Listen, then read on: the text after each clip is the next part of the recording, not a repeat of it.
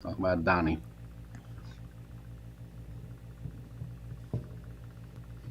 All right, we're live. So Nipsey can stop talking to himself. Stick up, stick up. It's a stick up, stick up. He's joined us on the tube. Yes. He is often on the tube. The tube of you. Yes, and thank you, Nipsey, for being the only person who ever comments on our YouTube videos. I appreciate it.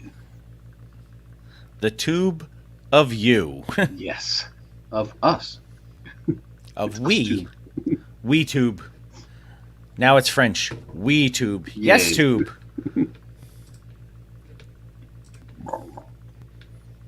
Tasty. I mean, some of the stupidest things you find out get over in wrestling. Like Chad Gable, who's a fantastic worker. Mm-hmm.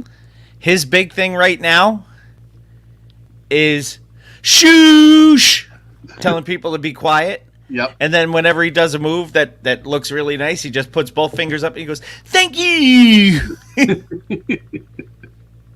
as part of the American Alpha. But of course. Or the Alpha Academy now. It was okay. It was American Alpha when it was him and Jason Jordan. They got a guy in Alex's federation there. Mm-hmm. His name is Joe King. So every time he would do something, I said, "Did you see that?" And Ian's like, "He must be joking."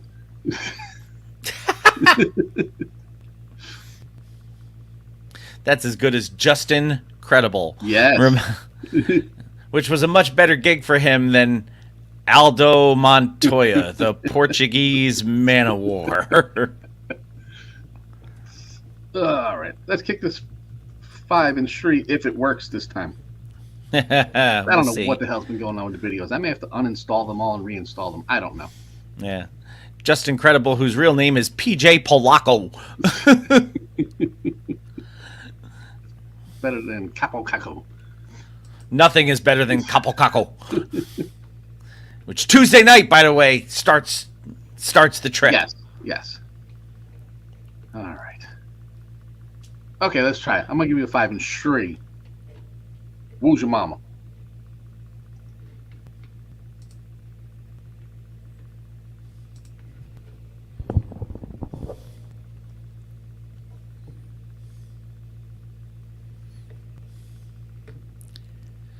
This week on the Mr. Throwback Thursday podcast, we bring you Pink Cookies, Turk Attacks, Black Thought meets Most Def.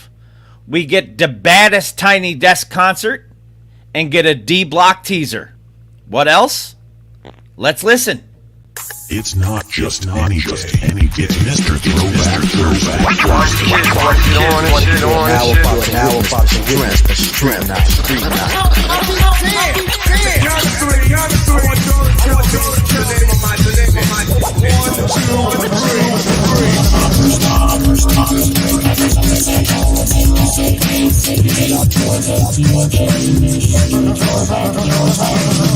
And now, here's your host, Bill Winter, and Mr. Throwback Thursday,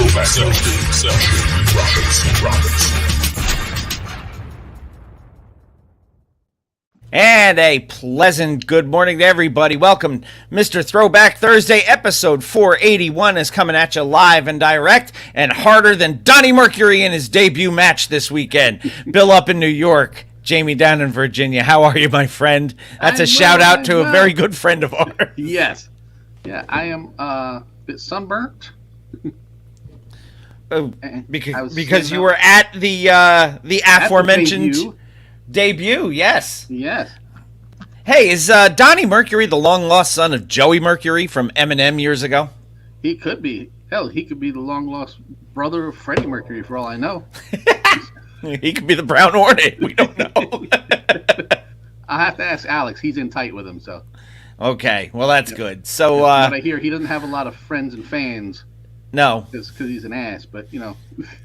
I saw a little bit of video of it, and he seems like he's kind of a bit of an ass, and he seems a little smarmy, and he seems like he didn't even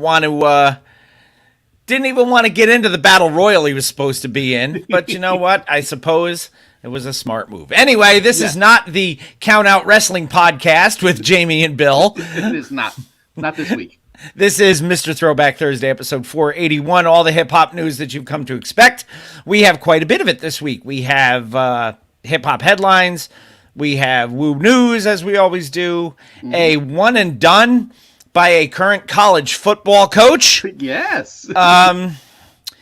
A record of the week that I had to go through hoops to get information on because punctuation matters, I guess. It does. And I never knew that it did in Links. No.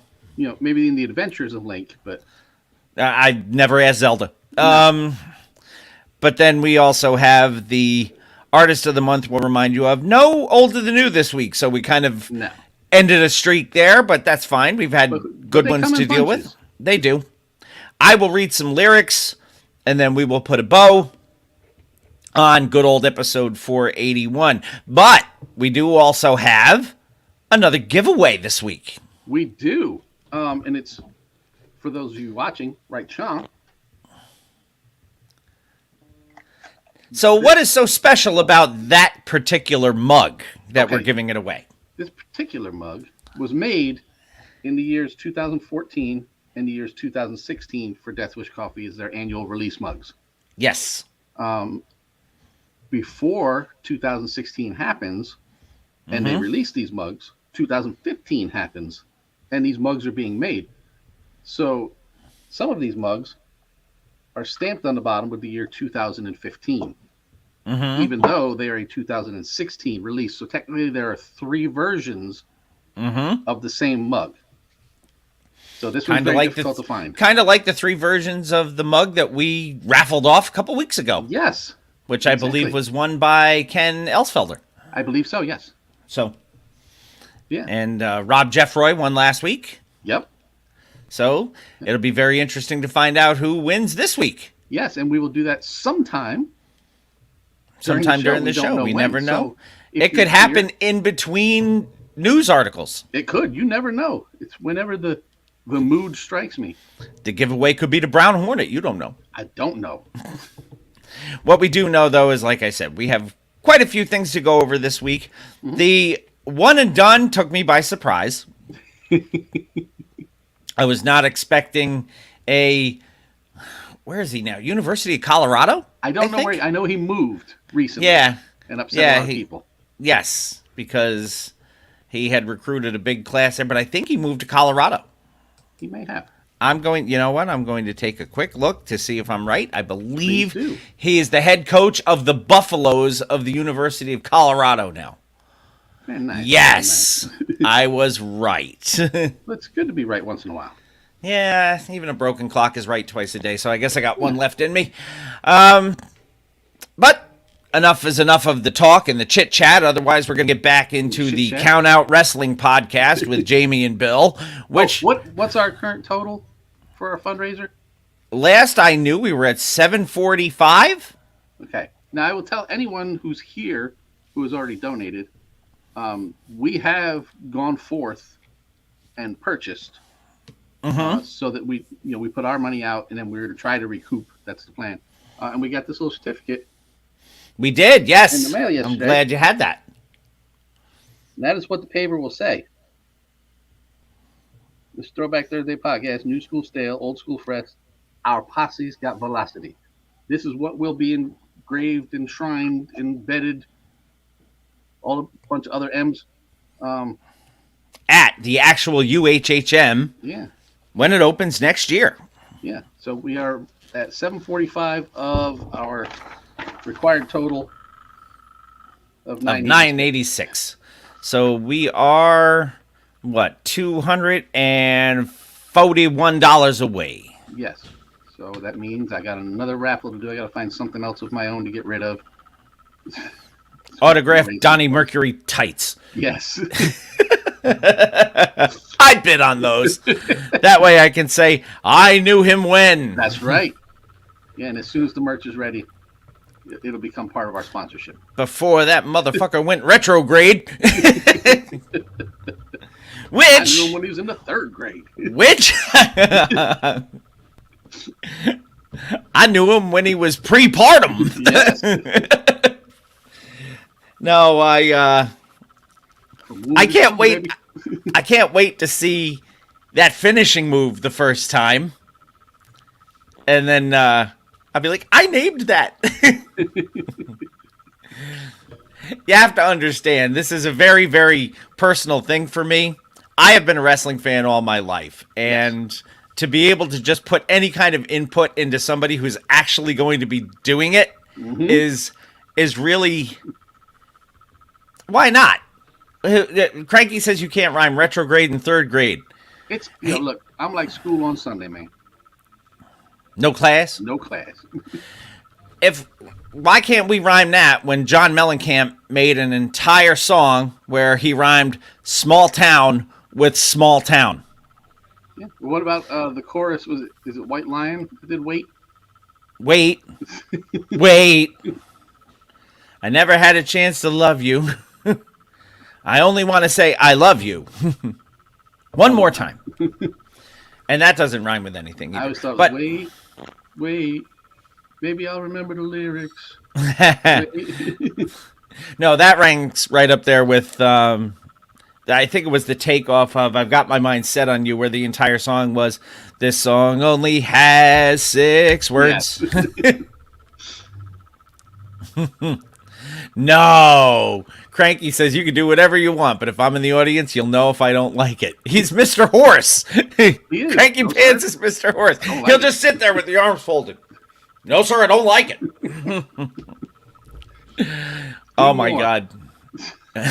We're gonna have to get an autographed picture of Mr. Horse. We'll see if we can send it to the guys behind, John Crickfalusi and whoever else was behind Ren and Stimpy, to see if we can get an autographed Mr. Horse picture that just says, "No, sir, I don't like it." Signed, Mr. Horse.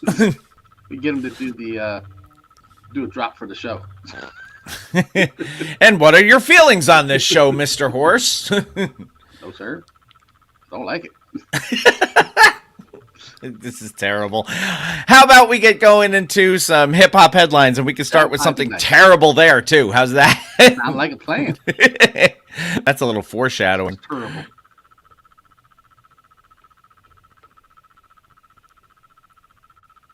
You have to ask for it. Oh, I thought I did. I'm sorry. Would you be so kind to hit me with a little of that Triple H, please? Yay, yay.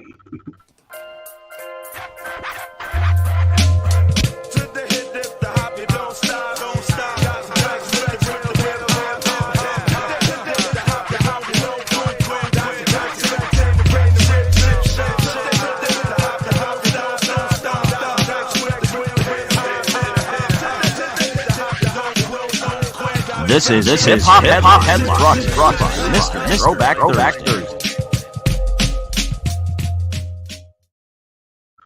Well, get on it. It's your time. My toying is going to start with something you have titled Pink Cookies. Yeah. They are not coming in a plastic bag. They are not being, by buildings. Cameron, and this comes to us from all hip hop.com brings us this. Cameron has been slapped with a lawsuit over his famous pink coat and flip phone photo. Yeah. I didn't know anything about this photo, so. Well, you're not a camera. Yes. A photographer has sued Cameron for selling merchandise featuring a memorable photo of the December. According to Billboard Net, Jamila Cochran filed a lawsuit against Cameron on Tuesday, April 11th. Stop. Now we can start the show, and then everything fucking goes to shit. Yeah, I heard about every third word that you said from Cameron. Yeah, it's just... I get so pissed off with this thing. Did you find your adapter? Connection is unstable. I did not. I have to find it. We dug this entire room. I wonder if I moved it into the bedroom. because I was setting up in there for a bit. Right. This is just a fucking joke. It seems to be okay right now. I say that and you're frozen on the screen.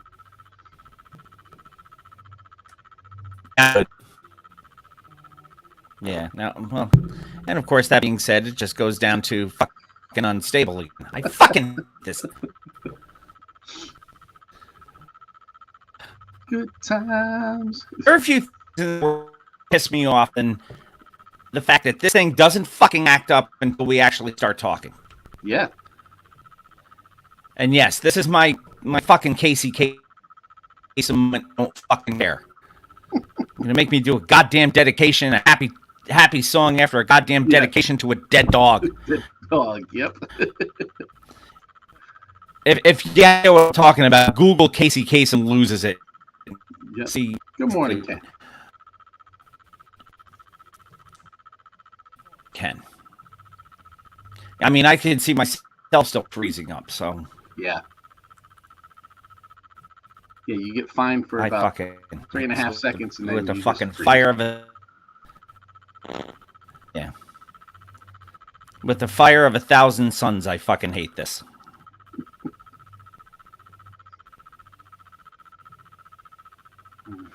Count to 5. Let me see. You know what? I'm just going with it, I guess. Ugh. All right, go away and come back. See if that helps.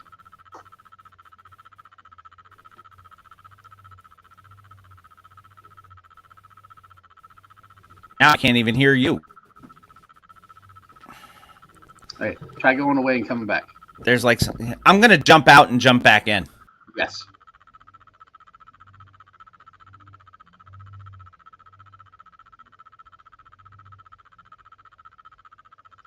Good times, anytime. So what's everybody doing today?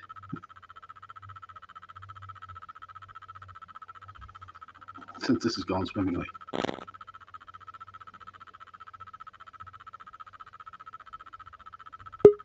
Oop.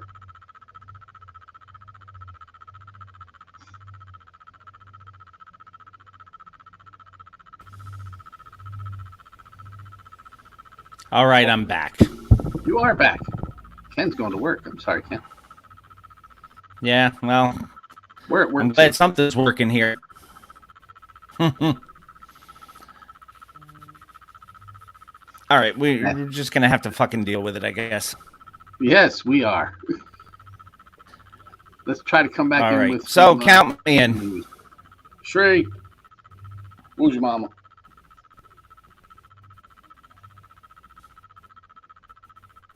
Our first article comes to us from allhiphop.com. You have named it Pink Cookies, and not the ones that come in a plastic bag getting crushed by buildings.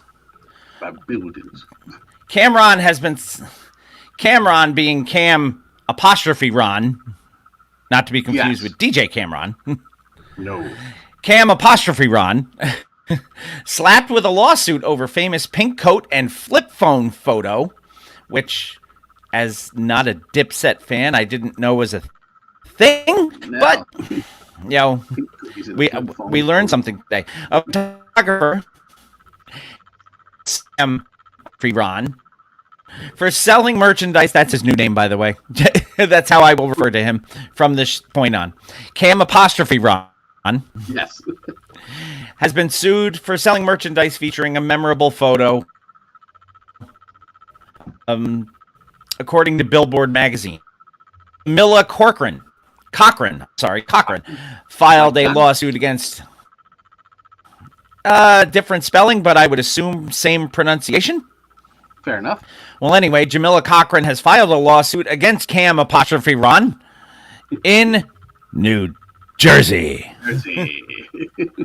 Lawsuit filed last Tuesday, April 11th. Cochran accused the rapper of using her photo of him without proper licensing.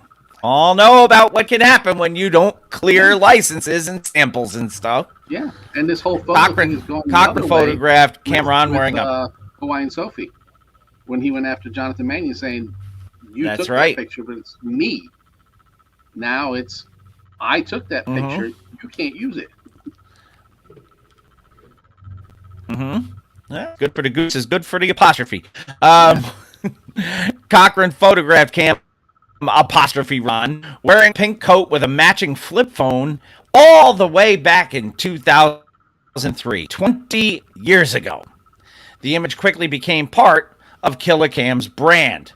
Now he's, I guess, at this point plastered this picture on t-shirts, hoodies, other items to sell on his Dipset Couture store. Now, But Fur of has course, accused Cam apostrophe Ron. Cam apostrophe Ron has been accused of ignoring several warnings about copyright infringement. That's the problem. When you start ignoring Getty stuff, Images. you've been issued cease and desist orders and things of the sort. That means you knew, and then you did it willingly. That's a problem. Getty Images has notified the defendants of their infringing activities by mail, email, on multiple occasions, said the attorneys for Jamila Cochran. Despite those notifications, defendants continued to sell merchandise and continue to display the photograph on website and accounts. See, you can't be doing that. You cannot be doing that shit, Mikey. You cannot be doing that. That's a bad job. Because we got to get the Mad Dog in here. We have to. Cam apostrophe Ron was hit with this lawsuit. Good morning, Sarah. He's hit with the lawsuit a few days after facing backlash for his comments on a photo of Michael B. Jordan and Jonathan Majors. Have you Now, heard about Jonathan this? Majors, I believe, was just the Jonathan Majors thing? Or No, because that's the still an Cameron accusation. reaction? Because that's, yeah, Yeah. pretty serious one, though. I mean, he's... Yeah, no, there's this big stink in the phobic community about a picture that Jonathan Majors and Michael B. Jordan took together. Time out for a second. I'm going to get on my soapbox for just a moment. I Sure, can't you couldn't have stand- waited till I finished my thought. Well, no, just because of the word you used. Yes, no, it's just an editing thing. Sorry. Well, no, I want this in here. Phobia, coming from a medical person, is Latin a for fear. fear of. Yes, I understand. Transphobia and homophobia and all these other phobias, they're not fear, they're hatred. We have to But come it up could with a be- better term. It could be hatred spawned by fear. Xenophobia, fear of aliens. People hate aliens. They're not afraid of them. No, I'm more afraid of aliens than I am hatred of them because I mean, illegal type, not necessarily extraterrestrial. arachnophobia I can get because fuck a Oh, yeah. spider. But I'm telling you right But- now, but you hate I spiders. because I'm afraid of getting bit by them. That's what I'm saying. So it is a fear, for whatever reason, irrational or not, it is a fear that has caused hatred within that person. So In a roundabout way, yes. But yeah, here's the way that's I why look at there's it. that's why there is no other term for it, because it has become synonymous.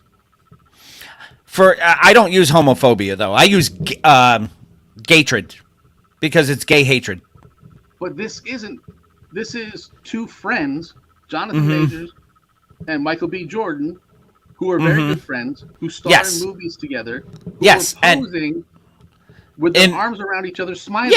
Yeah, in a what it was. picture showing it'd be no different than if it was me and you posing in a picture with our arms Right. around each other smiling. Because we're buds. They're Yeah. buds. Exactly. You know? But and there's a big but- thing going on. people just go out of their fucking minds with this kind of Mad stuff. Skills even posted right after all this started about that picture.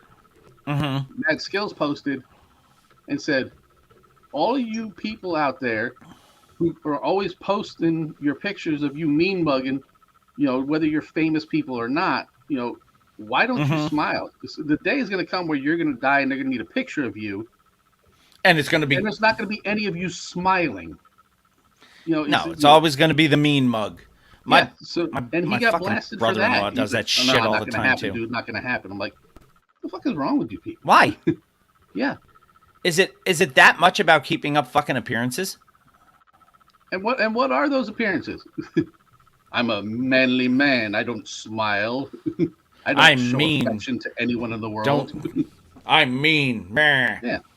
No, you're a fucking Reggie douchebag. smiled. Well, his But heart anyway. 10 sizes that day. Yes, I know. I mean, that's what it Anyway. takes. So I guess the whole thing was the backlash on that photo was because he commented the reason I didn't go see Creed. Yeah, he didn't go see Creed 3 because two guys are friends. Maybe he doesn't understand the difference between two guys being friends and then being enemies in a movie. He can't process it. Yeah. Said actors he act. he What was do you denying. mean? He took a response to criticism of his room. Maybe he didn't go see Creed because after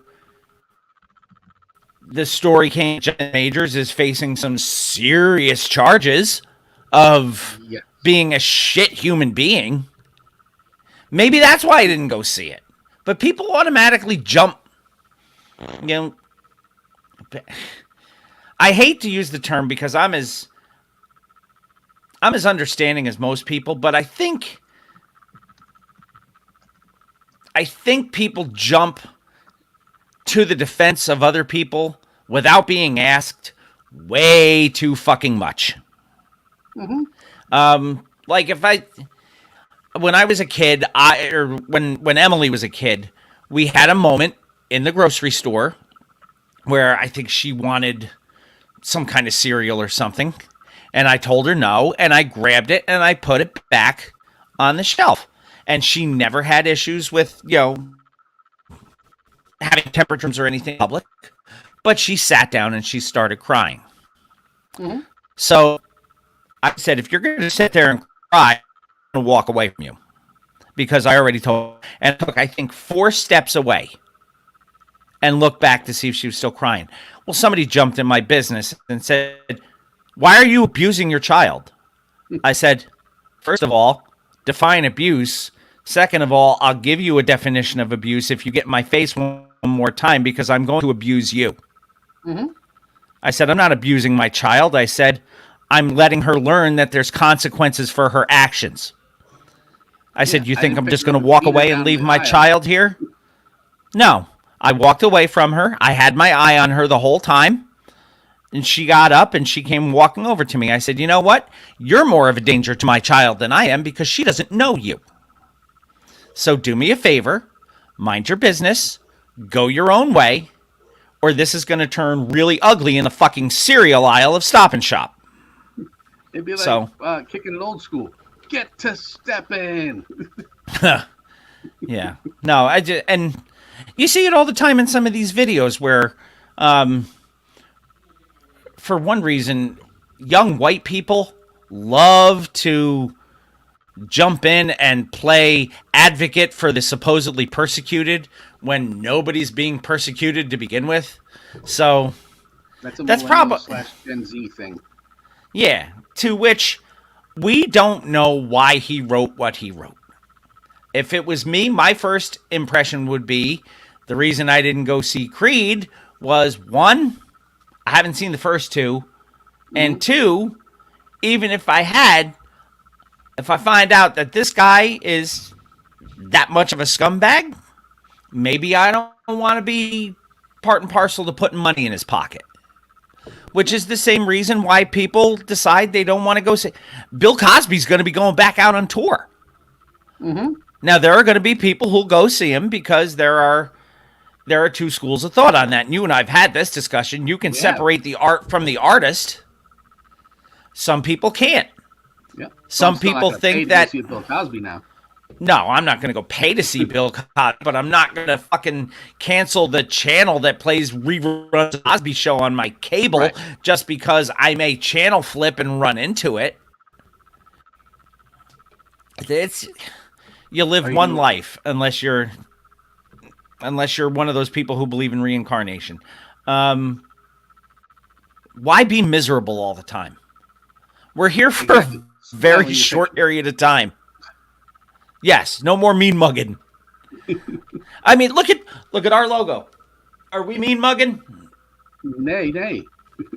No, we have grins. We have smiles. We have. Apparently, you have better facial hair than I do as I look because I have none. But I do have my wedding ring on, and that's what we're doing. Yes. So anyway, So let us regardless, look, I may have worn a purple suit, but you're never going to catch me in a photo wearing a pink coat with a flip phone. And isn't that really what this is all about? I don't know if I can find a picture of you in a purple suit and I start using it for our merchandise. Then maybe you know what I would be fine with it because there's no flip phone in those pictures. In 20 years, though, you never know. You never know. I don't know. No, I don't think I ever had a flip phone. Now that I think about it, I think the closest I ever had. No, that's not true. If you count the old Nextel phones that had the Direct Connect, or as we used to call it, the bleep bleep, because that's the sound it made. Yeah. Which I did not realize those things worked that far away. Janelle was in frickin' North Carolina, and I was up here, and I direct connected her, and she heard me loud and clear. I'm like, that is crazy. So, no, anyway. Sarah, we did not talk about De La performing with the Gorillas at Coachella. That was an article that was on my list, but I do have a De La article coming up right now, I believe.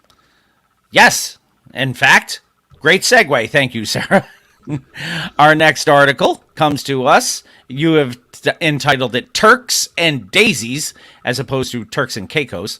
Hip Hop DX brings us this. Mace of De La Soul, Maceo, has spoken about the true life near-death experience. Well, that's a colloquialism. True life near-death. Yes. Experience that shaped the legendary hip-hop trio's classic track, "The Art of Getting Jumped." So, Mace stopped by Odyssey's Hip Hop Made podcast. Odyssey, I think, is the company that owns WFAN now. So they're huge. He told Mike Street that the lyrics "bumpin' they people and out come the tools" ain't been a fair fight since the creation of Cruise, and that's why them dudes' hearts all pumped, done closed the club down, because one of they Nickelbacks got jumped, had more than a bit of a basis in reality. He says the art of getting jumped, it's a really true story. I got jumped by a Turkish gang out in Germany somewhere. We had an off day at some club that normally everybody would go to on their off day. This happened to be our first time going to the spot. This is where Cypress Hill would go, where Ice-T would hang out when he's on tour. So, hip-hop friendly place. Yes. A lot of us who toured internationally would kind of go to the spot. This is like the first time we were going. We happened to be there around the time where there was a lot of racial tension, you know, between obviously blacks and whites, but then also the blacks and the Turkish, which didn't know was a thing. See, No. I've learned something this week. I happened to run into an issue where they thought I was from deep Africa, said Mace. They thought I was from Cameroon or somewhere. I just was in the wrong place at the wrong time. I got jumped. I got snatched into the club. My eye is all swole up and everything. You know where Joel Sure enough. is from? Cameroon? I think so. The only thing I know about Cameroon is it seems like every time I turn on an international soccer match, Cameroon is one of the teams. Apparently, they have a very good soccer team. Sure enough, once we got outside of the main club into the corridor area where people are coming in and out, the security there, the owner, and all of them was like, yo, and all of a sudden the shit stopped. But I still wanted to fight because I got my ass tore up. Well, yeah. And I really wanted to fight the person who actually set it off on me. He said I needed some get back, but I didn't quite get it because soon as I got outside, he pulled a gun in my face and he pulled the trigger and the gun didn't go off. Want me to get him? I got him. So I just ran. I ran like, hell yeah, God spared me. I got spared that day. The victory was in the running. Yes. Unfortunate. I would lose that one. I would lose that. I have no luck. Unfortunate run-ins with Turkish gangs aside, Mace and De La Soul are currently enjoying a resurgence in popularity thanks to the recently long-awaited arrival of their entire catalog on streaming services. So we love that. Yes. But could you imagine? There wouldn't be that much catalog if Mace had eaten a bullet in Germany from a Turkish gang member. That is like all kinds of like international soup. I was going to say, that is the definition of international incident, yes. I would think. All hail the Queen is our next article. And 99 times out of 100, if we say all hail the Queen, you know exactly who we're talking about. Yes. And it's not either one of us. It would be Dana Owens. And this comes to us from BET.com. Queen Latifah has made history. She is the first female rapper included in the National Recording Registry. This is a huge deal, dude. It is. Dana Owens, Queen Latifah, has made history.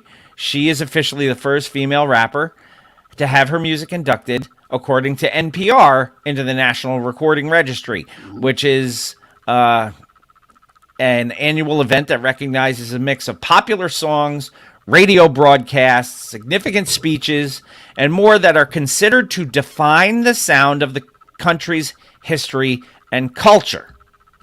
This marks the first time that a female hip-hop artist and the soundtrack of a video game have made the prestigious list. Now, I'm anxious to see what video game. Yes. I wonder what video game it was. Does it say in here? I didn't even... No, I don't think it does. I don't think so. But now I'm going to have to find out. I guess it was for her debut, All Hail the Queen, 1989. Mm-hmm. Latifah now has joined 25 others who have had their records added. Other women, yes, but first female hip-hop artist to be there. So good for her. I'm going to bet 20-1 that it's the Super Mario Brothers theme, by the way.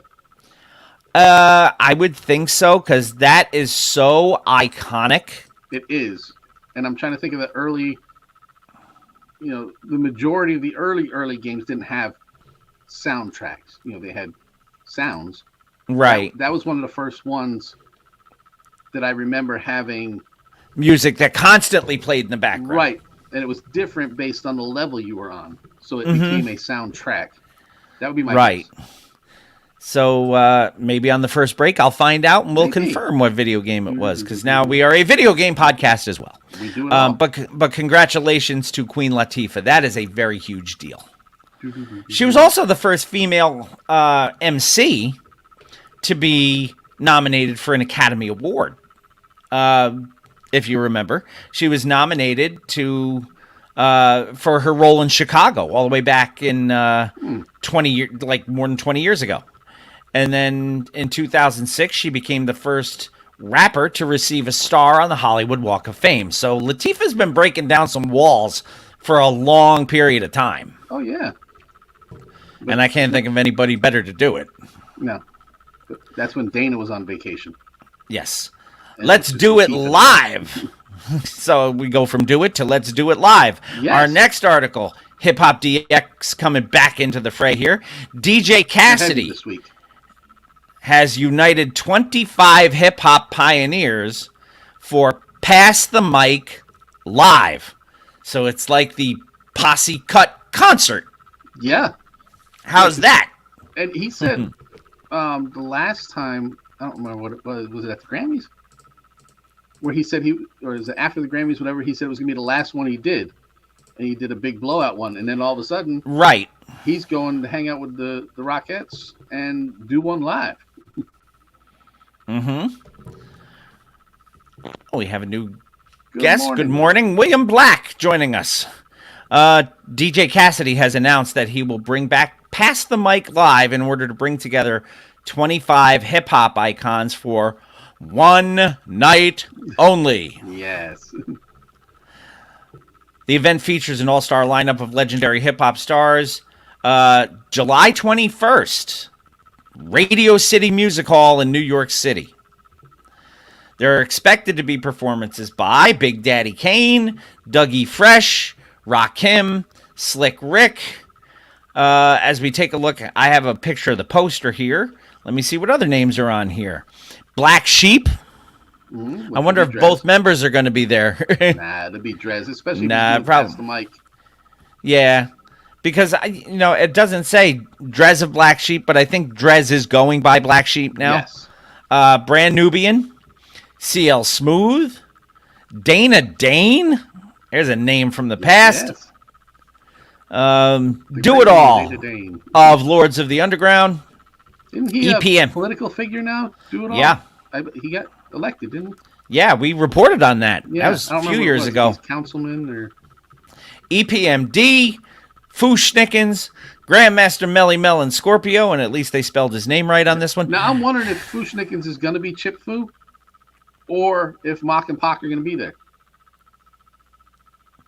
I'm going to say it's just going to be Chip Foo, but it's just a guess. Yeah, more than likely. Kid and Play, Cool Mo D, Curtis Blow, MC Search, MC Shan, Milk D of Audio 2. Yes. Moni Love, she's in the middle, of course. Of course. Nice and Smooth, Onyx, Roxanne Shante, Special Ed, the Sugar Hill Gang, Tretch of Naughty by Nature, and special surprise guests. Yes, it's Tretch of Naughty by Nature because Vinny and KG are touring as Illtown Sluggers. Right. So, DJ Cassidy opened up in an interview with Billboard about this. He says, as a 10-year-old DJ, I grew up idolizing every single one of these hip-hop heavyweights. Their records were my first pieces of vinyl. Their posters were on my wall. Their tapes were in my Walkman. Together, they laid the foundation for what was to transform the world musically, culturally, and beyond. Kind of like us. Yeah. Every single one of those names I just read, we had in that big cassette thing that sat in the backseat of my car forever, which is why nobody ever ran. Older than Cassidy. And still are. Yes. He says, I'm truly grateful to be celebrating them and their profound impact on the culture just days from the 50th birthday of hip-hop, August 11th. Mm-hmm. Using 25 native New York icons of hip-hop's golden age on stage for one night in the birthplace of hip-hop, also my hometown, will be the greatest honor of my life. Yeah, and that is on a Friday night. It is. It is technically a 50th anniversary of New York hip-hop. Mm-hmm. Since that's where it started. It's not to be against inclusivity of the entire culture, but the celebration is technically 50 years of New York hip-hop. Right. So I'm going to have to do a little research to see if I can't hop a train on a Friday night. Right after work. And because I work right up in Rhinebeck now, there's the Rhinecliff Amtrak station, I think, is up there. So I could probably hop a Rhinecliff Amtrak and get down to Penn Station. One extra stop. Something like that. Get down to Penn Station and head my way to Radio City Music Hall. From the Garden over. That's a long jog, by the way. They're not right next to each other. No, I'd probably catch a cab. But it doesn't say what time the show starts, but it's a hip-hop show. It's probably going to be delayed an hour and a half anyway. Yeah, doors will open at 7, show will start at 11. But because it's a Friday, I don't have to work the next day. So I could probably catch a foe and a moaning train back home. Yes. I may have to. So that's an interesting show, and that is well worth me digging into deeper to see possibly who I could write to and say, we can provide press coverage of this. Yeah, that's what I'm about to be working on here. We got for one of Rakim, for Fresh, one of Slick Rick and somebody else on the same show. For one of the few Universal Hip Hop Museum endorsed podcasts in the country. How's that? Use every bit of leverage you can find. You know what? If you're not cheating, you're not trying. That's what they always say, right? And that's not cheating. Told me that.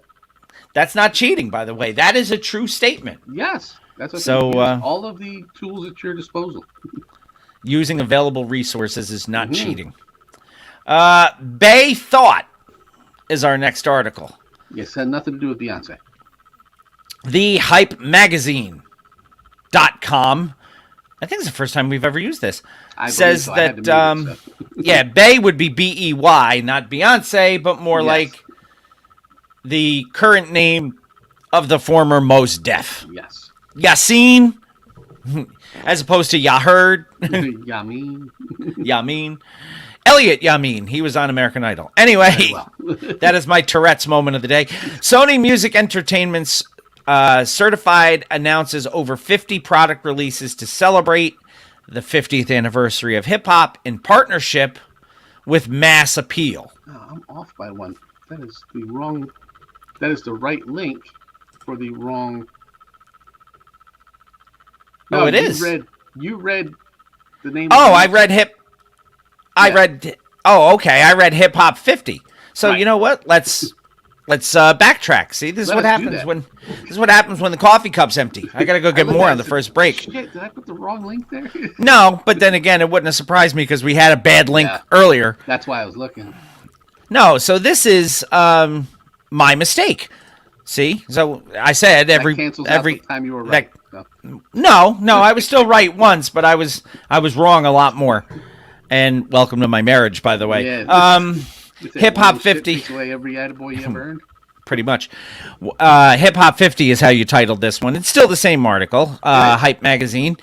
50 product releases to celebrate hip hop's 50th in partnership with Mass Appeal. Now, whenever I hear Mass Appeal, I think Gangstar.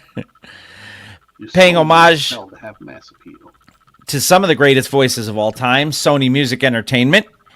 And Certified, the digital destination platform celebrating their catalogs, will unveil 50 product releases via Legacy Recordings in partnership with Mass Appeal. So this is going to be new physical configurations and first-time digital releases, limited edition vinyl from some of the genre's most influential icons, including Big Pun, Cypress Hill, Nas, Outkast, Q-Tip, Run DMC, 3 6 Mafia, Wu-Tang Clan, and many, many more. Yeah, the Run DMC releases, I was looking at them.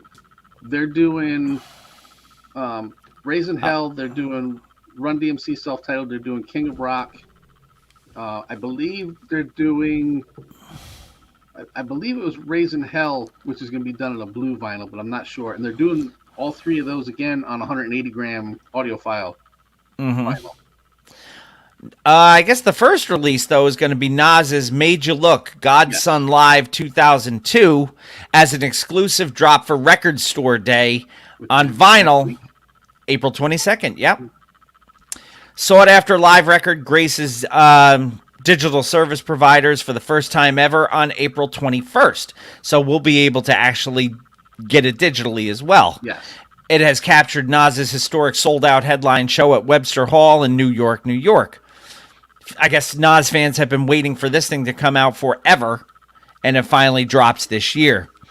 Run DMC's classic Tougher Than Leather arrives on black vinyl via Legacy Recordings on May 12th, just in time to celebrate the monumental 35th anniversary. In conjunction, Get On Down will be repressing a special edition blue-colored vinyl There we go. to release on the same day. Both can be pre-ordered at a website, rundmc.lnk.to/tougher than leather. You can find the article in the show notes and click on that. Or you can just go to Get On Down and check it there. It'll also be released in vinyl ME Please Hip Hop subscription. So there's all sorts of stuff coming out. The Lost Tapes by Nas coming out. It says they're audiophile grade versions, like you said, of the Run DMC album, King of Rock, Raising Hell, on 180-gram super vinyl NPs, or LPs. LPs. Let me tell you how heavy they are when you actually pick one up. My version of Paul's Boutique is 180-gram vinyl. Man, that shit is heavy. Well, everything on that shit is heavy, too. Yes. So... and again, that's coming from the original master tapes. That's going to be kind of cool too. I wonder how much they're charging for these. I should probably about check. $50 a piece. That would be my guess. 50 to 60, depending on where you're going to get it. So you can go to the show notes and check out this article. Yes. They don't list all 50 things that they're releasing, but they do list a lot more than what we've talked about. But and, you find out there's links in there where you can click to pre-order or to be included on a list of what's going to be released, and and then you can be like me, just go over to Freshtopia and try to get it there. Right. Except that's a long drive for me. It is, but once you get here, it's only. Then it's not a long away. drive at all, right? Yeah. It's the 9 hours to get to you first. Details, Unless Janelle's driving, then it's 7.5. Yes. Because she's crazy. Now we'll get to Bay Thought. And again, still not meaning Beyonce. No. And as you said, Hip Hop DX coming in heavy this week. Black Thought hypes timeless classic collaboration with the artist formerly known as Mos Def, now known as Yasin Bey, on a new solo project. It makes him a little less deaf, though. It makes him no less deaf. He is still as deaf as it comes. Yes. He's the most deaf, actually. That's what I've heard. Just ask him. Black Thought and Yasin Bey are set to reunite, a new collaboration that the former has hailed as a timeless classic. Now, Black Thought says it's a timeless classic. I would tend to believe him because the man knows his shit. The legendary Roots. I hate when people say it's an instant classic, because that's not a thing that is in existence. No. But if Black Thought tells you it is going to be a timeless classic, I would tend to believe him. Instant classic is an oxymoron, and you would be a moron to use the term. Yes. Now, 20 years from now, if you say, looking back, that was an instant classic, because it still is one, and it became one instantly now that you're 20 years later. But everybody who says it immediately about, like, Tyler, the Creator songs or whatever. Ugh. So, the legendary lyricist of The Roots has shared more details about his forthcoming solo project, Streams of Thought Volume 4, in an interview with The Fader. It's an album that's produced entirely by 14 Karat, shaping up to be a pretty star-studded thing, dude. I know nothing about 14 Karat's production, so I can't speak to that part, but, I don't know anybody who wouldn't want to work with Black Thought. So. Well, there's a couple of names on here I don't recognize, but there's a couple that we do. Features from Rick Ross, JID, a man known as Reggie Noble, who happens to be red, I guess. Yeah, he is indeed. Who's the red man? What's the red man? I don't think that was Yasin Bey. I think that was Yasmin Bleeth, if I remember correctly. He was also in the movie Basketball. But anyway. Yes. One of the most underrated movies ever. Yes. There's also the name Pharaoh fucking Monch on here. There is. Fabulous, Big Crit, Currency, and Toby Nwigwe. As long as it's not Toby Keith, I'm all right. No. Or just Toby from Roots. Yes. See, I'm right. See, and now there's my second right of done. the day. Yep. I'll get nothing right for the rest of the day. And I got to admit, I was a huge Yasmin Bleeth fan of everybody that was ever on Baywatch, because she wasn't the cookie cutter blonde. She was the cookie cutter brunette, and there was just something really cute about her. Huh? No, that's true. No, that's true. Just like, we'll get into that another day. That's for the movie podcast. Yes. If you think of, you remember League of Their Own, right? Yeah. So everybody always thought that Ellen Sue Gutlander, the beauty queen, the blonde. Nope. Always had a thing for Betty Spaghetti. So, and come to find out, that actress was it? No, because that would have ended up with vomit on a sweater. And come to find out, that actress was in like 3 other Tom Hanks movies. Apparently, he likes to recast his friends over and over and things. Yeah. But Black Thought is particularly excited off of this record about his song with Mos Def, artist formerly known as Mos Def, which he thinks will, quote, represent a seismic shift in the game, end quote. 14 Karat sent me this beat to a song called Black. Because there are 1, 2, 3, 4, 5 A's in the middle of it. And an exclamation point at the end of it. And, so and you which have we to found out is very important. Very Otherwise, important. you do not get the right address. So you can't just say black. You got to go black. Yes, and if you don't do it as loudly, it's going to be a different song. Yeah. You will not get what you were expecting. Because you're not exclaiming it. And that's Exactly. the point Indeed. of the exclamation point. Ask Rob Van Winkle. That became the first song I recorded, me and Yassine Bey on Streams of Thought Volume 4. It's a timeless classic. It's been in my vault for a couple of years already. It could come out at any point in time, and it still represents a seismic shift in the game just because of how powerful it is and what it speaks to. I was like, yo, if this is what the process is going to be like, let's keep it rolling. Boom, boom, boom, boom, boom. Boom, and I'm about to say, way, oh no. John just started. I put it up there for you. Because they're the members of the All-American League. It's a great movie. I haven't seen the series, by the way. I have not seen the series either. But the movie I've is... seen that it's there, but I haven't watched it. The movie was not an instant classic. The movie has grown to become a classic. How is that? Now, it's not the first time, as we get back to the article, that Thought and Bey have been a duo. Mm-hmm. They were on the Root songs Double Trouble, Rising Down, and Hurricane, as well as Black Stars, Respiration, the Pete Rock remix, and Freddie Gibbs and Madlib's Education. So they have worked together many times. And look, Black Thought coming out with a new record, I'm down to begin with. Yes. Seeing some of the names that are going to be on this record, I'm really down. Could you imagine a Black Thought and Redman collaboration? No. Because you'll get Stream of Consciousness and Stream of Insanity in the same record. Not saying that Redman isn't conscious. He's just a little more bombastic in his consciousness. How's that? Because he is a hot topic. Oh. No, that would be Shaggy. Yes. But that'll be an interesting one. That might be the first one I actually listen to. Would be Thought like not with even in Red. order, just that one. Yeah. No, Craigie said they're going to have a Rockford Peaches Museum there. Really?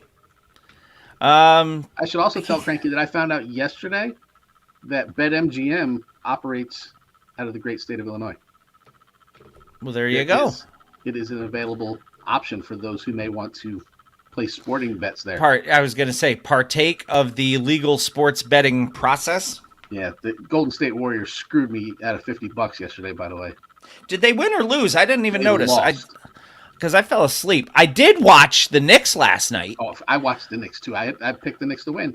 I actually caught it midway through the third quarter, and then watched the rest of the game. Dude, Jalen Brunson's the truth. He is. Let's just throw that out there. Sat out most of the first half because he had 3 fouls in the first quarter, and then came back and put up 20 something. 26 or 27? Like that, yeah. And then, who was it? Quentin Grimes. Who would have thought that Quentin Grimes would ice the game with 2 free throws? Yeah. Giving him a whopping 4 points for the game. Yeah. I needed him to have 6, by the way. Lay some treats on us.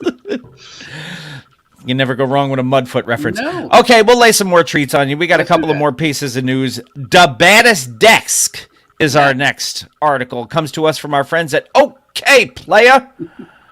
And Trina is treating NPR Tiny Desk Concert to the best of the baddest. Trina, for those who don't know, the baddest bitch, Miami rap veteran. Yes. Brought her classics like Single Again, and Here We Go to an NPR Tiny Desk Concert. Now, the Tiny Desk Concert series is, if you've not seen any of them... Oh, there's been some killer ones, too. You really need to see them. It is one of the cooler things that you could find. I think the Big Daddy Kane one is still probably my favorite. Yeah, that one was banging.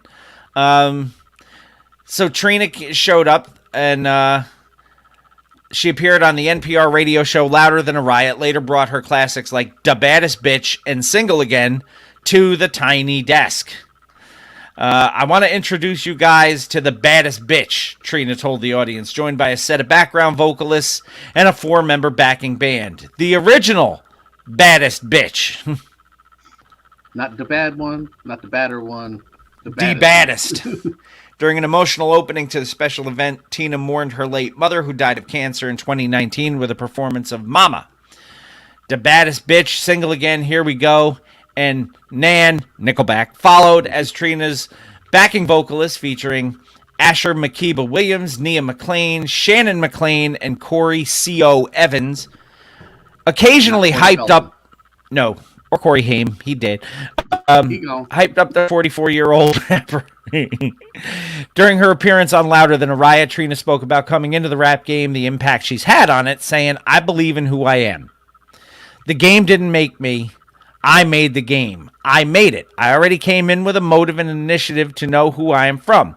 That's why I breed a whole universe of bad bitches. But she is still the baddest bitch." And she's going to start her and who was it? Her and Trick Daddy, I think, are starting off the Rock the Bells cruise. Concert. They are indeed. Yeah. They were the first 2 names announced for it when it came out. Right out. They're going to do a concert the night before. Right. I think they're doing it on the ship before it leaves. Yeah. In Miami. So. Yep. Well, all right. Well, good on Trina. And Cranky is right. The tiny desk thing has been phenomenal. No matter what type of music you like. Yeah. So, and NPR's got something with that. So yeah, good for them. Going. Finally, D Block, our last article of Hip Hop Lines. Hip Hop DX batted leadoff. And, well, I don't know if they batted leadoff, but they were in the 3rd, 4th, and 9th positions in the batting order today, I guess. Jadakiss has fired up fans with news that he's dropping 2 solo albums this year. Jadakiss fans are rejoicing that he is coming out with these 2 solo albums, a possible Locks album on the way as well. He was on Sway's Universe last Tuesday. Jada revealed that in addition to his many other endeavors, including the new podcast that he was there to promote, everybody is trying to follow our footsteps, I guess. Yeah, but he was doing a DraftKings commercial too. He's got a song for a DraftKings commercial. He's going to be releasing music at a very high clip this year. He says, "I'm still the samurai. I'm going to drop 2 projects this year, maybe 3. A Locks joint and definitely 2 Kiss joints. Fulfill my Def Jam contract and then do some other lucrative business that's mainly beneficial for me. I think that's what it's about." So good on him. Yeah. And there's still talk that he may go back to the Versus stage to completely wipe the floor. Yim Jones. With Yim Jones and his mama. For a rematch between Dipset and the Locks. He says, "I would love to run it back. Why not?" Well, of course, why not? Yeah. Like I said, you beat the brakes off him the first time. Yep. Should we do it again? Yeah. I think we'll do it again. We were listening to him on the way in, weren't we? We were. That would be the one man known as Easy Q. And Derek B. But he's not MC Blowfish. That was somebody else who did that. More Piano Man. Unfortunately, they are both rapping in that great stage in the sky right now. Unfortunately, they gone. When did you turn into Hawk Harrelson on this stuff? He used to say that every growing up in Twitch. Stupid shit up. That's when. I just think that's funny because that's how Ken Harrelson used to say everybody who struck out. Here's the 2-2. Curveball. He gone. Ken the Hawk Harrelson. He was the best. That's going to do it for Hip Hop Headlines for episode 481. We are going to come back after this break with a little bit of woo news, and then we're going to get into some music. As I said, we're going to get music from a college football coach this week. We are. And I'm going to say it's not Dabo Sweeney. But it might be. I'm going to say it's probably not. But anyway. Oh, there you go. Yeah, Cranky was right on top of that. Whenever that was his home run call. You can put it on the board. Yes.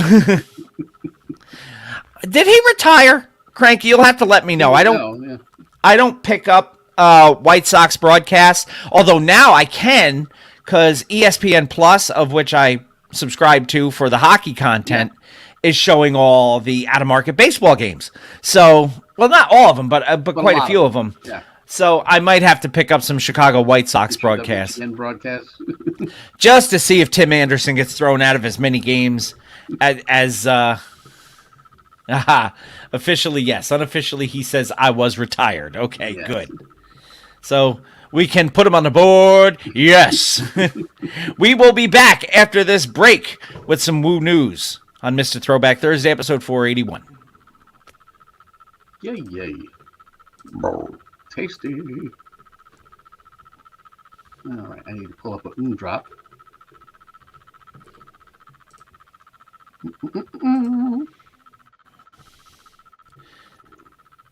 And I believe it will be the one and only, the great one.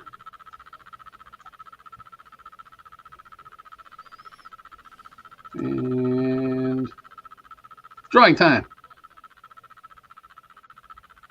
We're gonna give away a mug and an unopened air freshener. I don't know if it smells. I don't know if it just hangs there. I don't know. I never opened it. No, it doesn't smell. You have to smell it. There's no nose on the air freshener. There may be. I don't know. We're gonna scuffle some names. Everybody's names get scuffled. Every day I'm scuffling. We're gonna hide that. And we're going to come up here and we're going to click on this logo right in the middle. And it's going to spin. And round and round and round it goes. And it's going to Canada. Congratulations to Kristen McKinnon. I got to ship the fucking mug to Canada. Of course. A lot of names on that drawing. I like it. I like the names. Yes, because now I'll venue. How much is the shipping? Like $12? No, to Canada it's probably going to be about 30. Ah. Well, I will Venmo you half of it. How's that? We call it a business expense. Yes. But congratulations, Kristen, on your big win. Yes. And we will probably do at least one more raffle for full. Matter of fact, since we're at a break, I'm going to show you something.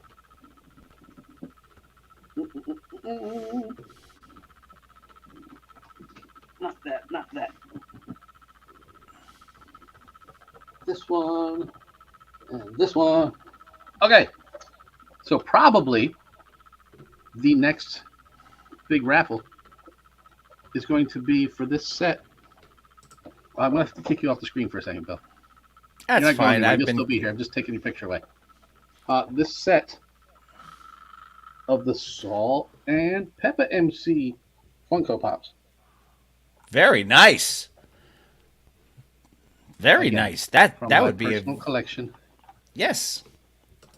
So everybody who's here, you just got advance notice of the upcoming Salt and Peppa MCs, which will be the next raffle item. Okay, I need to minimize the screen so I can still have it there. So again, congratulations, Kristen McKinnon. I'll post that somewhere. Where. Yeah. And I will probably get that out to her in the mail tomorrow. So it should be there by June. All right.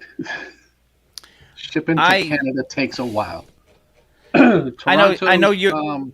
Customs is what slows it down. Mm-hmm. I know you are a big baseball fan. Yes.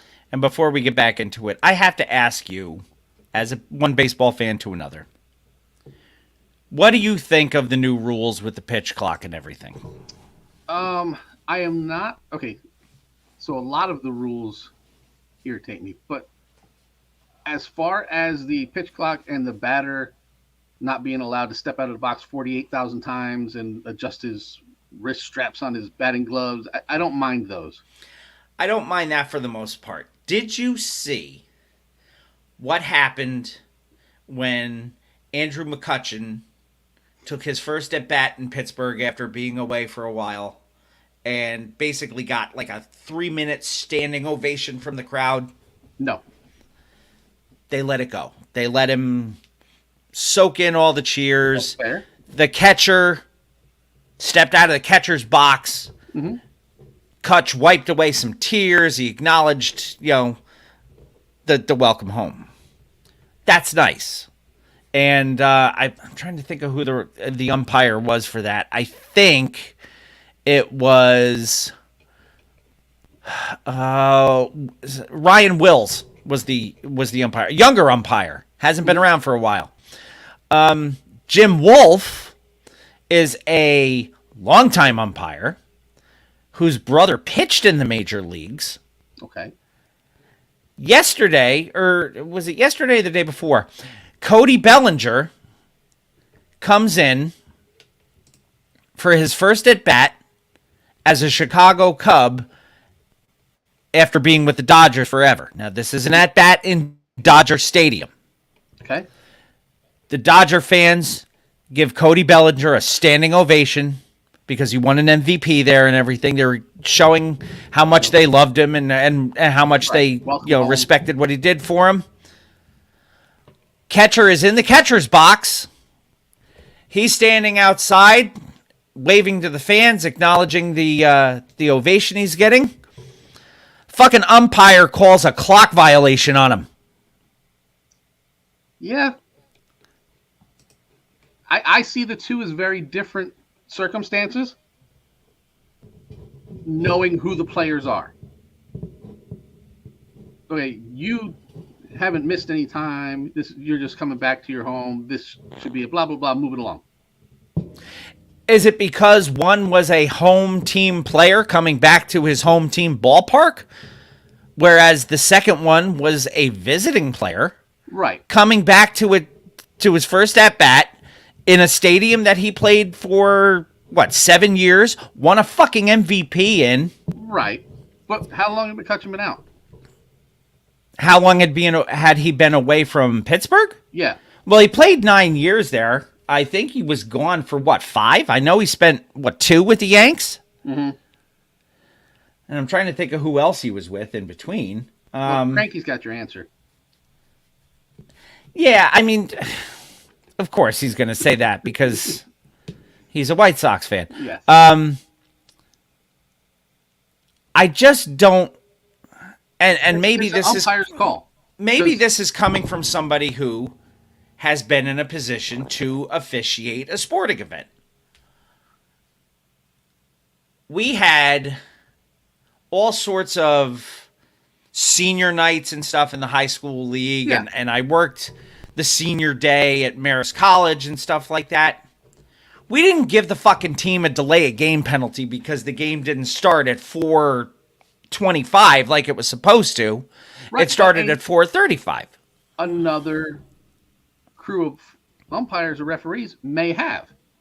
It's not like there is a hard and fast rule on that. It is up to the umpire.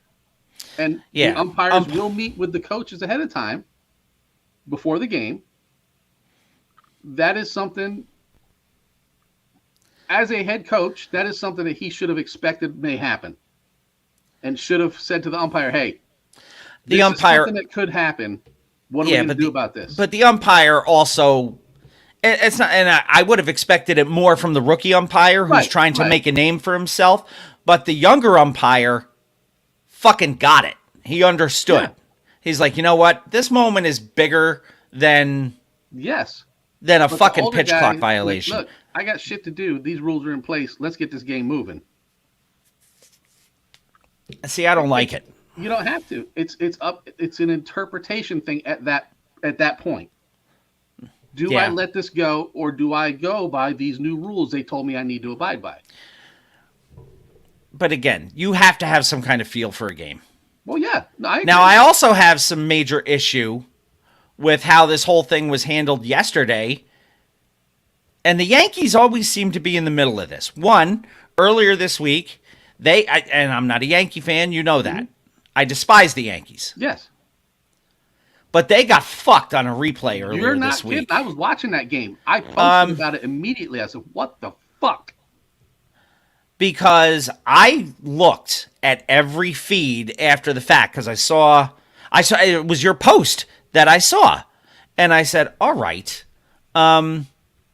what was this all about?" Mm-hmm. So I saw the headlines of it, and I went and I looked for the Cleveland feed. Mm-hmm. I went and looked for the Yankees feed.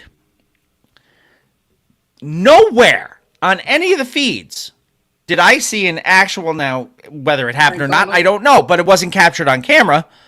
At no point, all I saw was Francona just hold his hand up as if to say, wait a second, we're looking. And normally... And he didn't do that within the whatever it's supposed to be. It's supposed to be like... It's supposed to be, you're supposed to notify... You're supposed to signal them, I think, within 5 seconds or something after the play. 15 seconds to decide if you're going to challenge or not. Yeah. But at no point after this did I see either this, which usually means go ahead, or this, which is we want it reviewed. Right. I didn't see either of those. He didn't do anything. He didn't even put his hand up until after the crowd went nuts at the replay on the screen. Now, again, the official in me says, as long as you get the call right, I think the ends justify the means. Right, but there are rules in place. The only time an umpire can call for a review on his own is if it's after the 8th inning, or if the team that could have been affected by the play does and not this is, have a by the way, left. I am sick of this fucking argument too. The fact that we know the names of any officials is proof that they're doing their job wrong. No, that is fucking wrong. Because one of the best umpires I ever saw, I knew his name immediately. It was Dutch Rennert. Because he did things right. He's this new guy and the old guy. You looked. I don't even know. I don't know who the crew chief was. Right. That decided to review this. Now, I don't know if there's a thing where the base, or what do they call it? You know, the review station in New York. Mm-hmm. If they can call down and say, no, this needs to be reviewed. Nope, they cannot. After, like I said, it's after the 8th inning. The umpires can call for a review on their own. You're with John, then you're fucking wrong too, Cranky. I'm telling you that right now. You're both fucking wrong. Coming from somebody who's officiated, you're both fucking wrong. Yeah, nobody knew your name, so you're fine. The umpires can call for a review on their own after the 8th, or if Terry Francona had already used his challenge during the game, and no longer has a challenge, and the umpires believe that the outcome of the play, if not challenged, could affect the end of the game, they are allowed to call for one then. This was the top of the first inning with one out. They had no right to call that play for a review. And it cost the Yanks that game in the end. An out in the first inning cost them the game. What was the final score of the game? They lost by 1. And what happened on that play is they gave the run, put runners on first and third, and 1 out. And then they ended up scoring another run that inning. I thought the Yankees ended up winning that game. They did not. Oh. That's why I was so hot. Well, you also had money on that game, too. That was the day that you were waiting for the Mets to win, too. It was $5. But again, it's the official in me.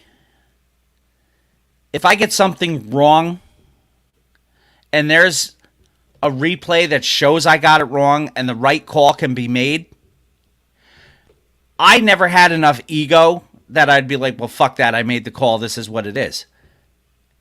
there's more integrity in saying, you know what? The right call was made in the end. That's how it should have played out.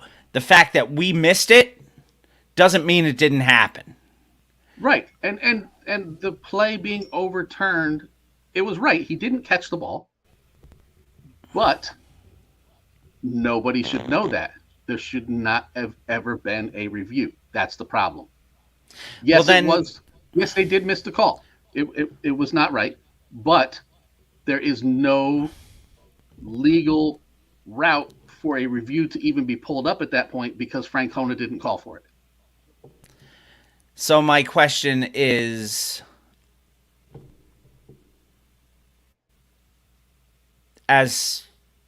would you have been as upset the other way?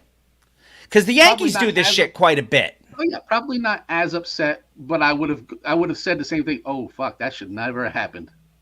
Because the Yankees would have won, and I would have been happier. I would have got my bet, but I would have still been able to have this same conversation with you and said, no, that should never have happened.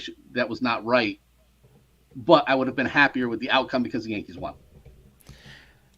Because if you remember, the call is still not correct either way, no matter what team it happens for. Yeah, years ago, I forget who the outfielder was. There was an outfielder in the Yankees who... Mickey Rivers. No, dropped a ball and picked up a different ball from a fan to pretend that he caught it. Yes, I remember that. I don't remember who it was. On the left field line. It was some journeyman outfielder that they had for like a season. Mm-hmm. And I got all over the fact that, one, the umpire wasn't in position to see it. Yep. Two, and to be honest with you, sometimes you can't get there on time to see it. Mm-hmm. But the fact that the player knew he didn't catch it and faked it, mm-hmm. and that the umpire never said, show me the ball. Yeah.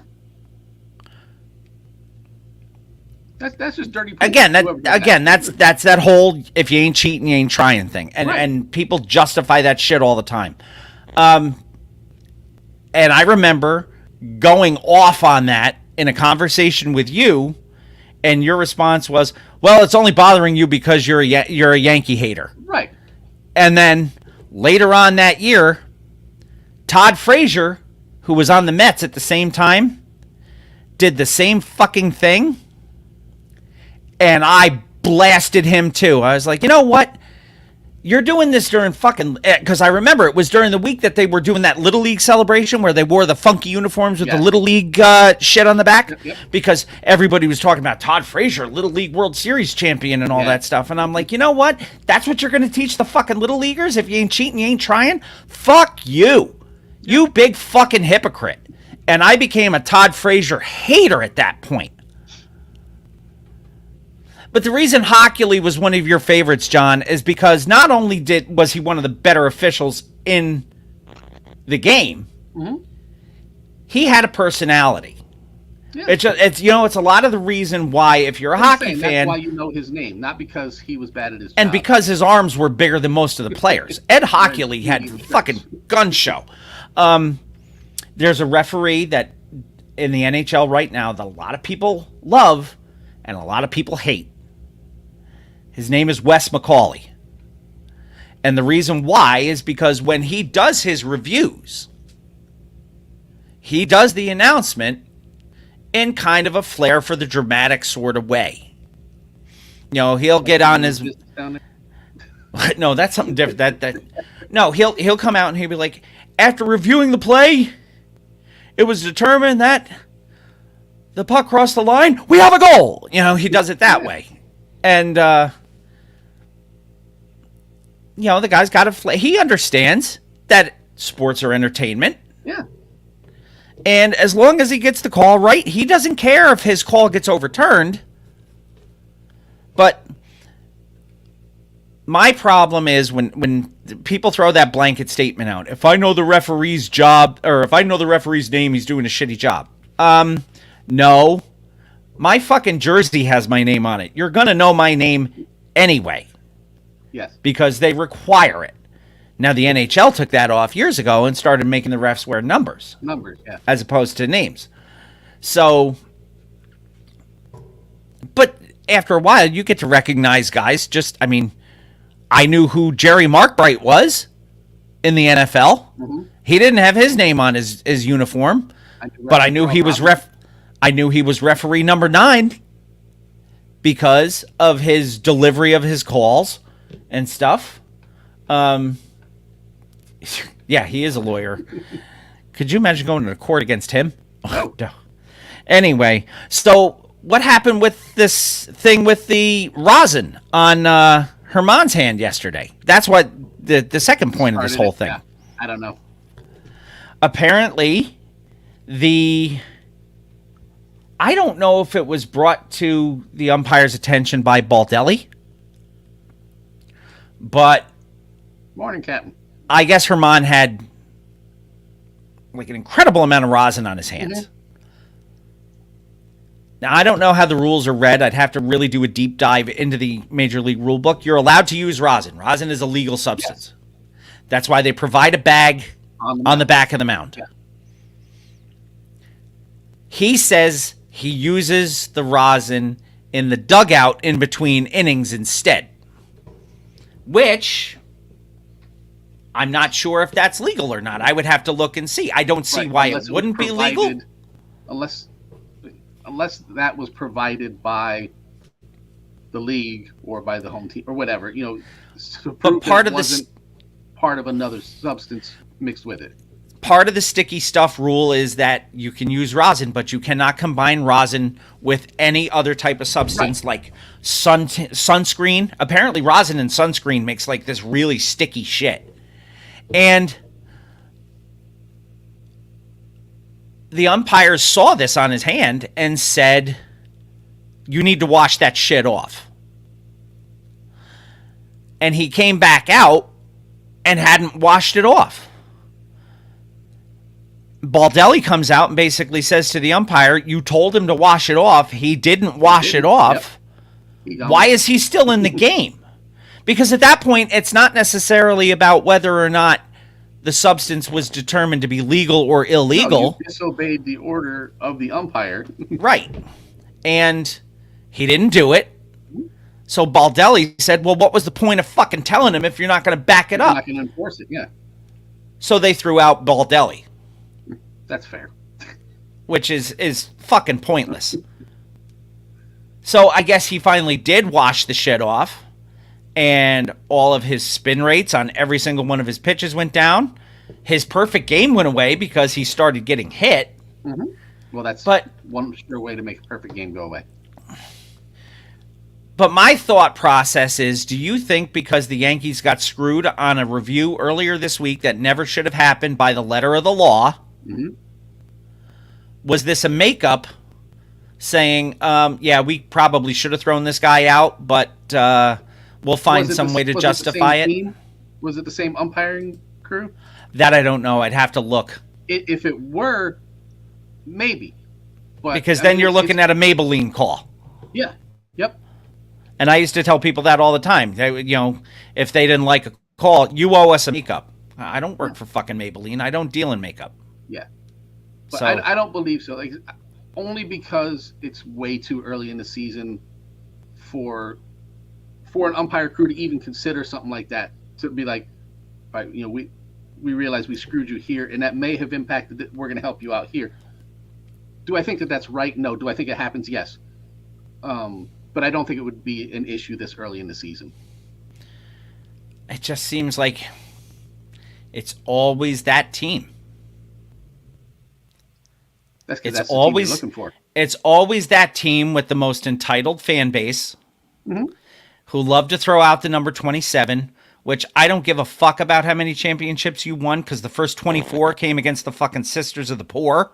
Yep. So you can take your 27 and you can rotate it 27 times and you can stick it in and out of your ass 27 times. I can. And then we're going to have 28 and then you can change your numbering. No, they're not winning the fucking series this year.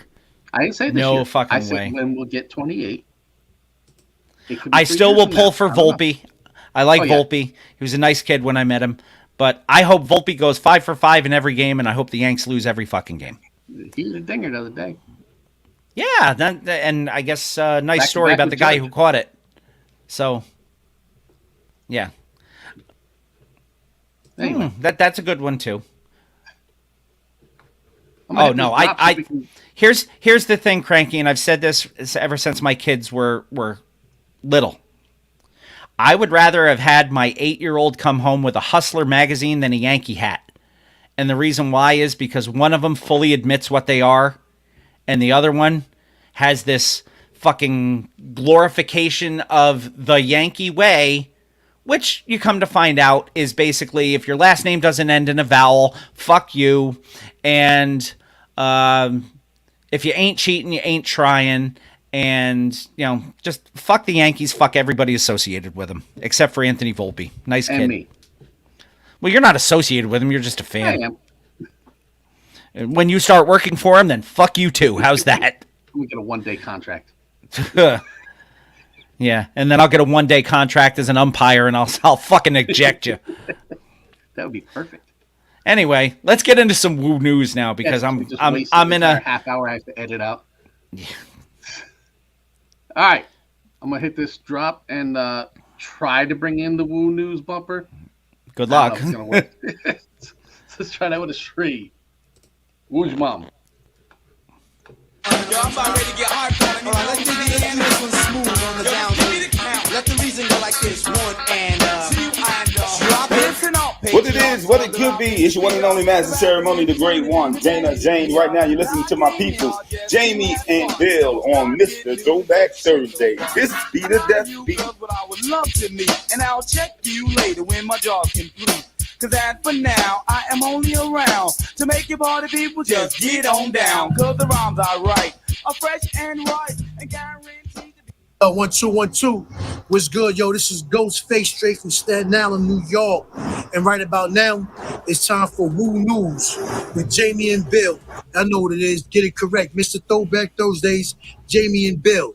You know what I mean? On Woo News. That's what's going down right now. Y'all check this out. Exclusive. Peace. The RZA, the Jizza, Raekwon, Master Killer, Inspector Jack, You God, Method Man, Ghostface Killer, and Old Dirty Bastard. It's now time for Woo News with Mr. Throwback Thursday. Welcome back, Mr. Throwback Thursday, episode 481. It is indeed time for Woo News after a spirited off-camera discussion and off-mic discussion. Now I am sufficiently amped to bring you news of the woo. Stereogum.com, I'm not sure if we've used them before, is bringing us our first article of Woo News. You And I have will called tell you, it... both articles of Woo News are very loosely Woo News. Yeah. You have entitled this Bupkis, which, of course, when we find out exactly, it makes perfect sense. But I'm Didn't going they to... play for the Bears. Yeah, number 51, right? One of these things just doesn't belong here. Pete Davidson has a new movie, and Pete Davidson is hip hop because Pass has been all over him. But he has a new movie called Bupkis. In the trailer, I guess, there are 4 people that say Wu-Tang. Yes. One is Jadakiss, who we've talked about earlier in the show. Yeah. One is Cam'_Ron, who we have talked about earlier in the show. I do not know if he's going to be wearing a pink coat while he says it, but we shall see. Into his flip phone. The third one is Clifford Smith Jr., who is professionally known as. Which brings us, our Wu-Tang reference. Yeah. And number 4 should be obvious. Well, yeah, absolutely. Al Gore. The guy who created the internet. Yes. That is an inconvenient truth. It is, yes. Yeah, I guess I don't. How do you get Al Gore to say Wu-Tang? Does Al Gore even know who the Wu-Tang is? The same way you get Brian Williams to say whatever you need him to say to make a song. Yeah, but those were just random bits of dialogue that somebody had way too much time on their hands to put together. I'm sure that's what this is. This is, part of a word and part of another word. He probably never ever said Wu unless he said Wuhan, and he never said Tang unless he was talking about maybe what the astronauts drank. And astronauts drink. Yeah, and they just put it together to make him say Wu Tang. Yeah, because it says it's completely out of context. But yeah, that's all I'm going with is one of these things just doesn't belong here. Yeah. But there's gonna be a lot of people in this. It's a show, right? I know it's coming on Peacock on May 4th. I guess it's going to be a comedy series that tells a heightened fictionalized version of Pete Davidson's real life. So Pete's going to star as, I guess it's kind of like a Young Rock thing where, yes, yeah, The Rock is in there and they will take artistic liberties on what's real and what isn't. So it would be as if, with Young Rock, I'm sure that's the way Dwayne tells the stories of his youth, the whole $7. Maybe this would be the way Pete tells the story of his youth, through Skeet's eyes. Look, all I know about Pete Davidson is, aside from the Saturday Night Live stuff and the fact that his dad passed away on 9/11, because he tells everybody that. It's part of his comic strip. It is, yes. He did a whole movie about King of Staten Island. Have you ever heard Jimmy Carr, the comic? He's a British comic. Jimmy Carr, yes. Have you heard him go after Pete during one of these Comedy Central roasts? No. He says Pete Davidson likes to mention the fact that his father passed away on 9/11, and we all know the story. He goes, but we're not here to roast Pete Davidson's dad. 9/11 did that for us. Yep. And as soon as he said that, I was like, oh my fucking God. And the worst part was Pete Davidson just kind of looked at him and laughed. He goes, that's fucking amazing. He says the fact that, I wonder who, I'm sure Jimmy Carr wrote that, but yeah. But that was one of the funniest things I've ever heard about the whole Pete Davidson's dad thing. But this bupkis with Davidson, did you see who's playing his grandparents? Or his mom and his grandfather? Edie Falco. Yeah. Edie Falco and Joe Pesci. Also going to have Machine Gun Kelly, Sebastian Stan, Eli Manning, Charlie Day, Bobby Cannavale, who's very funny, Ray Romano, Brad Garrett, John Mulaney, Paul Walter Hauser, Kenan Thompson, Simon Rex, who we did as a one and done. We did. Una Roche, Dave Attell, Jon Stewart, Marissa Jarrett Winokur, Lala Anthony, and his current girlfriend, Chase Suey Wonders. Which I'm sure that's her real name. Sure. But everything here, I figure Pete Davidson himself has reached to the majority of these people. I know he's worked with all the guys that were in Lifestyle. Yeah. But Joe Pesci and Edie Falco, I would think are a little bit outside of the Pete Davidson realm of existence. Look, it's got Method Man in it, and they say Wu-Tang, and that's all I care about. I do like Pete Davidson, though, so I'll probably check it out. Checking out Bupkis on Peacock. I got to remember that they have those kind of shows on Peacock, because I usually only go to Peacock if I've missed episodes of, the pay-per-views and stuff, but if I've missed episodes of shows on NBC that I like. The next article, Woo News, the Inner Clan, y'all. Okay. Brooklyn Vegan brings us this one. Sarah asked us a question when she first popped in. Yes, that was about the Gorillas bringing out. Oh, the Gorillas at Coachella. Okay, at Coachella. Yeah. This is a different De La. De La is opening for Nas and The Woo during their North American tour. Which, when I saw them, it was Busta was opening. Right. So, Which it doesn't is cool, say 'cause when they're I've never going. seen Busta. I've seen De La. They just played Royal Albert Hall in London. Yassine Bey was there as well, and Drez filled in for Dave, I guess. I don't know if they're going to have other guests or anything, but I don't know when it's going to start that they're going to be open for them. Special guest De La Soul. I guess the first date is September 20th. So if you're seeing the show after September 20th, you're going to see De La open for Wu and Nas. So you should go to that show if you have the opportunity. let's see if anybody in our area has Nashville, Hollywood, Florida, Jacksonville, Tampa, DC, Brooklyn vegan, Atlantic City, Toronto, Laval, Quebec, because I don't know the French word for Wu-Tang. I would think it would be Wu-Tang. Yeah, probably. We'll Columbus, ask the winner. Columbus, Ohio, Minneapolis, Chicago. That's Cranky's neck of the woods. Sunday, October 8th at the United Center in Chicago, Cranky. So if you don't have any plans, you should go check that out. Winnipeg, Edmonton, Calgary, Vancouver, Portland, Seattle, Las Vegas, and Highland, California. I didn't know there was a Highland, California. I only know Highland, New York. Last bit of Woo news. UGod still not very good. ODB still dead. And now it is time for music. And we've hinted at the one and done a couple of times during the course of the show.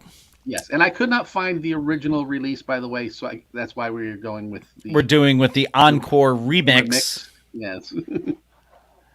Which came out in 2005 on Bring 'Em Back Records. Your one and done comes to us from the current head coach of the University of Colorado Buffaloes. And former New York Yankee. Former New York Yankee. Former Atlanta Brave. Yep. Former Atlanta Falcon. Former Kansas City, or not Kansas City, former San Francisco 49er. Former Dallas Cowboy. Yep. And I think that's all the teams he's played for. I think so, yes. Someone will correct us. The man known as Prime Time. Deion Sanders with the Encore remix. I have 17 tracks on my listing. Do you? Track number 1, Prime Time, Keeps on Ticking.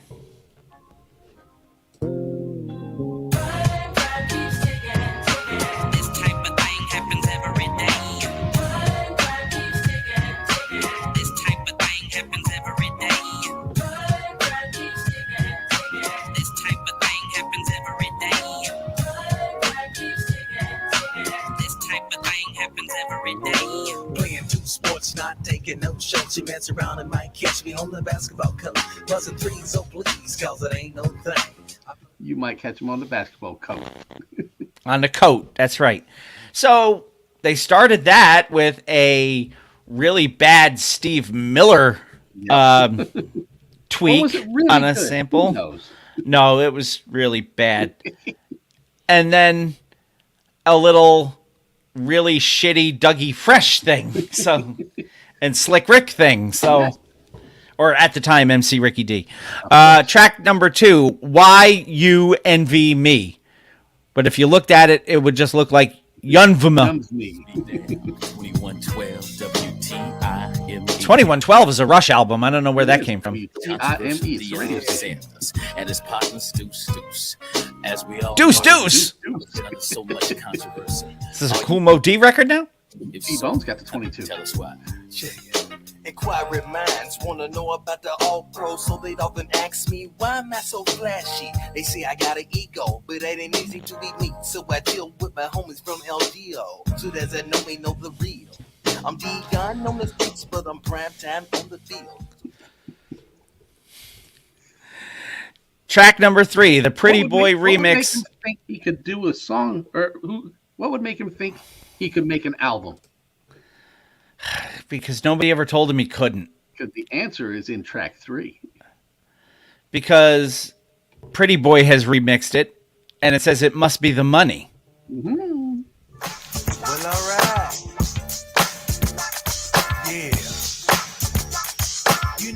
since I turned pro in 1989, when I signed the dotted line, it was strange. Those things changed for the better and for the worse. So I called my mama and she said, baby, must be the money. Must be the money. It's got to be because I got people wanting to be my friends. People I never knew. Jump ahead here. Got me rolling on the straw. Limousine, first class I fly. All I can think of is money, money, money. I hear Must Be the Money. I think Shane McMahon's coming out. Yeah. Track number 4. It's All Real. Oh, yeah, well, you couldn't fake this.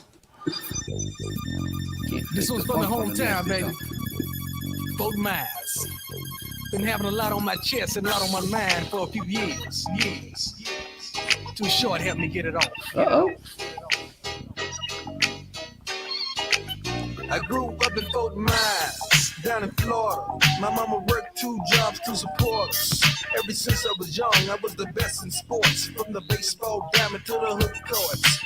I always played ball, wasn't hanging on the streets. Never been a dope dealer again. Track number 5. To Be Me. Crime is easy to me, but there's a big difference between you and me, see? So I lays back and clears my mind. Yeah, time is money and money is time. So I live, then I die. If you try, soon you will see. And only when dealing with crime. Time is money and money is time. As I fly the skies, as I swim the seas, as I crawl through the land, prime times who I be. Free like a breeze to a tree. So I talked to myself, then I told myself, tell me how to... I talked to myself and I told me, tell me. Because that's what I call myself when I'm by myself. Track number 6. Say Hi to the Bad Guy. This is a fucking Razor Ramon now all of a sudden. I said to myself, Leon,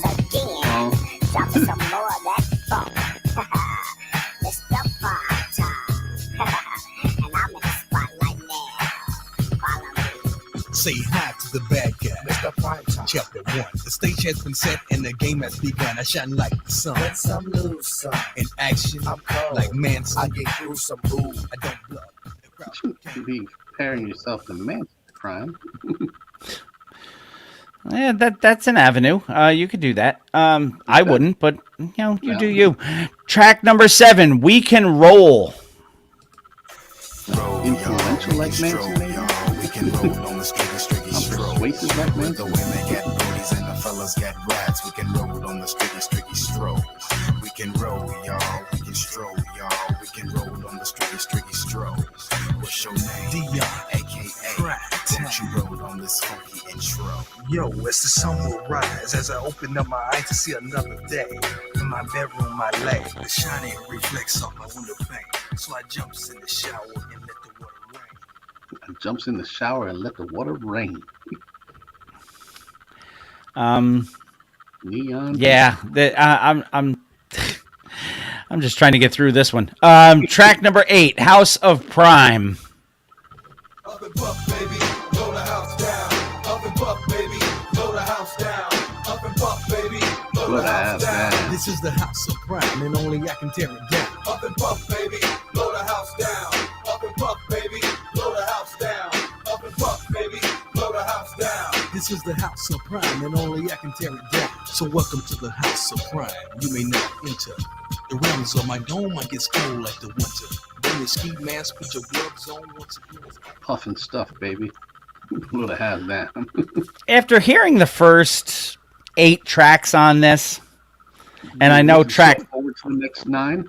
track number 9 is It Ain't Over Yet, and all I can think of is there's a line from one of my favorite Saturday Night Live skits ever, the Black Jeopardy with Tom Hanks.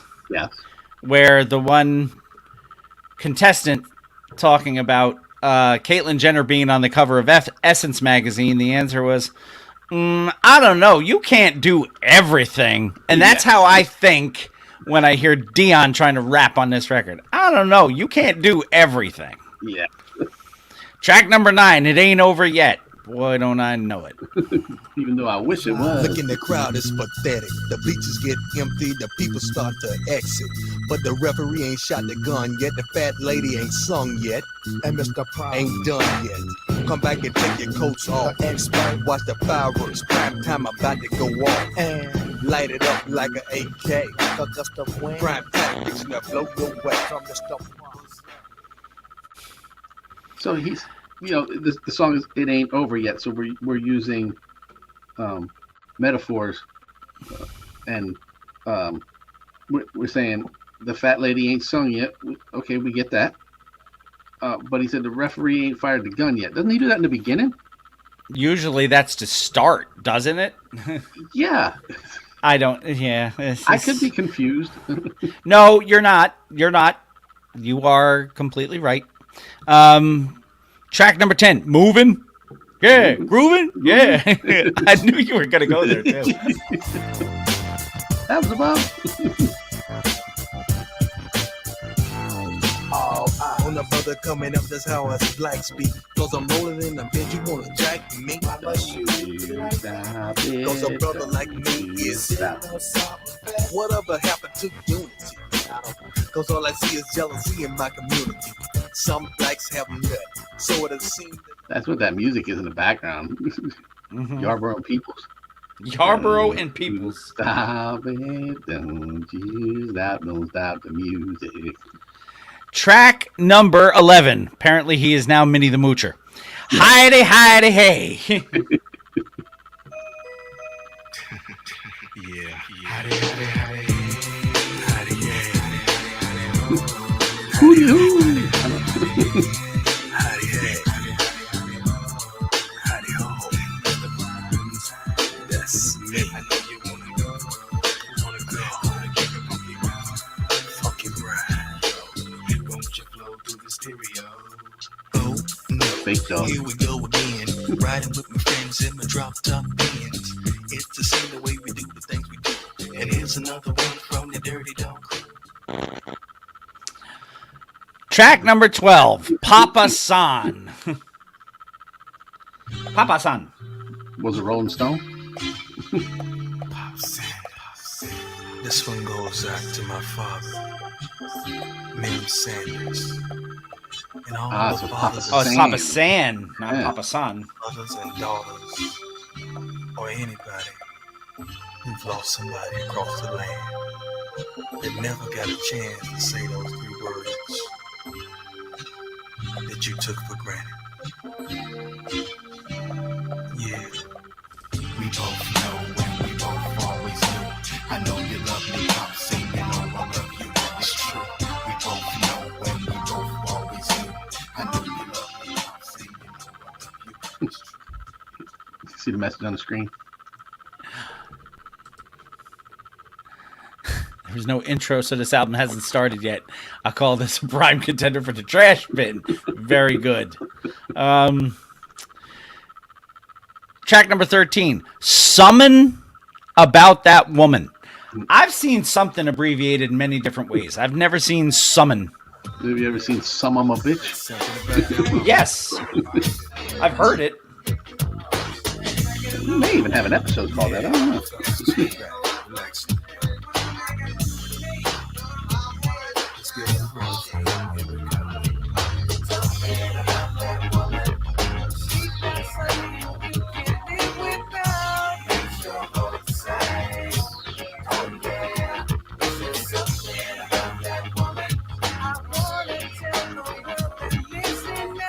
We're not going to find out what that something is. Track number 14, It's On. What's up, baby? Hey, you gotta give me a little something my boys from Florida could bounce to, man. Shout out to the boys from Florida. Or you just talking about Luke.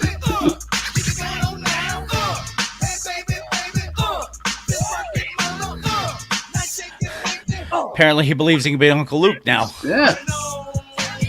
He said to the boys in Florida. I just thought you were talking about the Knowles. Yeah, that's what I thought too. Track number 15, Time for Prime. To stop. Oh.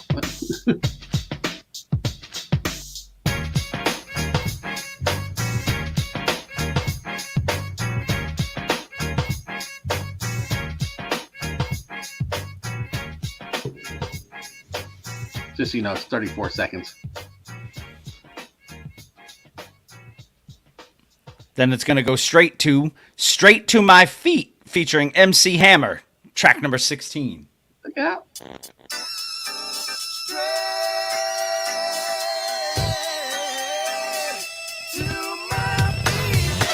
Straight to my feet.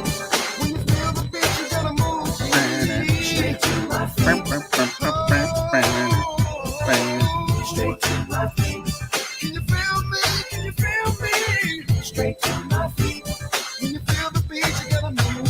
I'm feeling this funk like full flat tires, pumping it higher. The roof's on fire. The homies ain't tired. It's my desire To break you off, fool, but you can't tell. 'Cause I hit your feet. A little Hammer in the show. A little bit. Finally, track number 7, the original, Must Be the Money. Well, alright. Yeah. You know, ever since I turned pro in 1989, when I signed the dotted line, it was strange. Those things changed for the better and for the worse. So I called my mama and she said, baby, Must be the money. Must be the money. What made you think you could make an album, Prime? Must be the money. That is your one and done for episode 481. And that is your one. I'm glad it's done. I'm going to shock you. There is no charting action at all on that record. Yes, Stop. I don't think there's going to be charting action on the record of the week either. No, because it's a very unique record. Yes, that's a word. Our record of the week came to us November 4th, 2008 on Cleopatra Records. Now, this is an album that I didn't know existed until Ian and I went down for that Stadium Series game. Because we were heading down there, he was actually looking through Discogs for something. I don't remember what it was. And he found this guy who had a bunch of records so we could get a discount if we buy more from the same dealer. And this was one of the records. I said, wait, what? This is a thing? This may be the artist we've done the most records of. Possibly. Which is just weird, especially since he went off the fucking rails on Instagram earlier this week. Yes. I post news because I see pictures of news. I don't care what the news says. I don't care if I understand it. Yes, because I don't understand anything in this world right now. Your record of the week, as I said, November 4th, my sister's birthday, 2008, Cleopatra Records. This, a cover album. Yes. Even the album cover is a takeoff. Yes. It's a takeoff of the 1960 Elvis Presley album, Elvis is Back. Elvis is Back, yes. This is Vanilla Ice is Back by Vanilla Ice. It is all covers. Except for one. Except for one. And then it's like 1, 2, 3, 4 remixes of that one at the end. I have a total of 13. What do you have? I have 13, but the last 3 are all the same. Of track 1. Track number 1 is Ice Ice Baby 2008.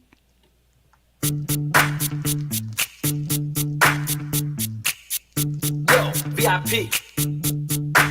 Let's kick it. Ice, ice, baby. If you cover your own song, is it a cover? Stop, collaborate and listen. Ice is back with a brand new invention. Something grabs a hold of me tightly. Flow like a harpoon daily and nightly. And you know why? Because you can be sued for plagiarizing your own music. Yes, you can, I suppose. If you don't own it. Why did that sound like it was recorded at Stage Fright, that little booth in the Galleria? Yes, that's exactly what I was thinking. Track number 2 is a cover originally performed by the Gap Band, You Dropped a Bomb on Me. I am so scared of the rest of this record. You should. You were the girl that changed my world. You were the girl for me. You lit the fuse. I stand accused. You were the first for me. Cold as Ice is now not the worst thing he's ever produced. You dropped the bomb on me. To turn me out. You dropped the bomb on me. Baby, you dropped the bomb on me. You were my thrills. Stop We've got 11 more to go on this. it. Yeah, the next one. Track number 3 was originally performed by Public Enemy. This is, oh good Lord, Fight the Power.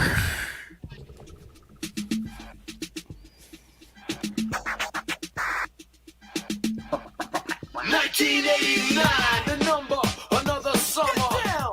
Sound of a funky drummer. Music in your heart, cause I know you got soul. Brothers and sisters, listen if you're missing, y'all. Swinging while I'm singing, giving what you're getting. Know what I know when while the black band's sweating and the rhythm round rolling. Got to give us what we want. Got to give us what we need. Yeah. Our freedom of speech is our freedom of... It's like he's not even trying to do his own voice. It's like it's Vanilla Ice trying to be Chuck, but not being able to do it. So let's have one white MC interpret another white MC on the next track. Why not? Track number 4, originally performed by House of Pain. This is Vanilla Ice's version of Jump Around. Let me begin. I came to win, battle me, that's a sin. I won't take a sack up, punk you better back up. Try and play the role and you're the whole crew will back up. Get up, stand up, come up, throw your hands up. If you got the feeling, jump across the ceiling. Months is a bump fest, someone talking junk, yo, I bust them in the eye. And then I take the box home, feel it, funk it, amps in the junk, and I got more rhymes than the cops and I don't get Donut shop, sure enough, I got props. Cranky really wants me to say something. Yep. Oh, my Lanta. Oh, God. Track number 5, originally performed by Sir Mix-a-Lot. This is Baby Got Back. And I cannot lie. You other brothers can't deny that when a girl walks in with an itty bitty waist and a round thing in your face, you get sprung. Wanna pull up tough cause you notice that butt was stuffed deep in the jeans she's wearing. I'm hooked and I can't stop staring. Oh, baby. This one sounds like one of those like goofy auditions that you see on America's Got Talent. I have never ever, nor will I ever claim to be a music producer, but I could make a beat that sounded better than that. Yes. Track number 6, originally performed by EPMD and friend of the show, Eric Sermon. This is You Gots to Chill. Oh, this hurts. Free and get down to the sounds of the ICE. Why you should keep quiet while the MC rap. But if you're tired, then go take a nap. Or stay awake and watch the show I take. Because right now, I'm about to shake and bake. The VICE is my name, I spell. Thanks to the clientele, yo. Just be yourself. Stop trying to be Eric. No, he's the VICE. Yeah, whatever he is. Track number 7, originally done by Special Ed. Apparently he thinks I got it made. I'm your idol, the highest title, numero uno. I'm not a Puerto Rican, but I'm speaking so that you know. And understand I got the gift of speech, it's a blessing. So listen to the lesson I preach. I talk sense condensed into a form of a poem. Full of knowledge from my toes into the top of my dome. I'm kind of young. My tongue speaks maturity. As much as the rest of this album has scared me, I am really, really scared about this one. Track number 8. Originally performed by Bob Marley, Buffalo Soldier. When lightning and thunder clap, we can't drop. I figured he brought Snow in to do the Jamaican part. Dread like Rasta, there was a buffalo soldier in the heart of America, strolling from Africa. Oh, we get a little auto tune in there too. That just made it so much better. On arrival, fighting for survival. I need it when I. our next track, he is not doing this to any of these songs. Originally performed by Chub Rock, this is Treat 'Em Right. Now keep in mind, Rob Van Winkle is a friend of this show. Yes. Which is why this album made it under the record. 1990 V Ice jumps up on the scene with a lean and a pocket full of green. The green doesn't symbolize I made it to the top, but RoboCop last year was a shock. The tone of a pop rock gut shook your butt. Kids are screaming, the media says, what kind of music is this for you to dance to? The man with the plan and the man demands you live the smack and the crack for the black. Yeah, look, the Casio keyboards really set it off, by the way. I am in the process of trying to get the Chubster on the show. This is not going to help. We're going to have to ask him if he knows this exists and what his thoughts are on it. We're going to have to ask everybody we know who has been parodied on this, because that's all I can. This is not a tribute album. This is not a cover album. This is a parody album. Oh, good Lord. Track number 10, originally performed by Cypress Hill, Insane in the Brain.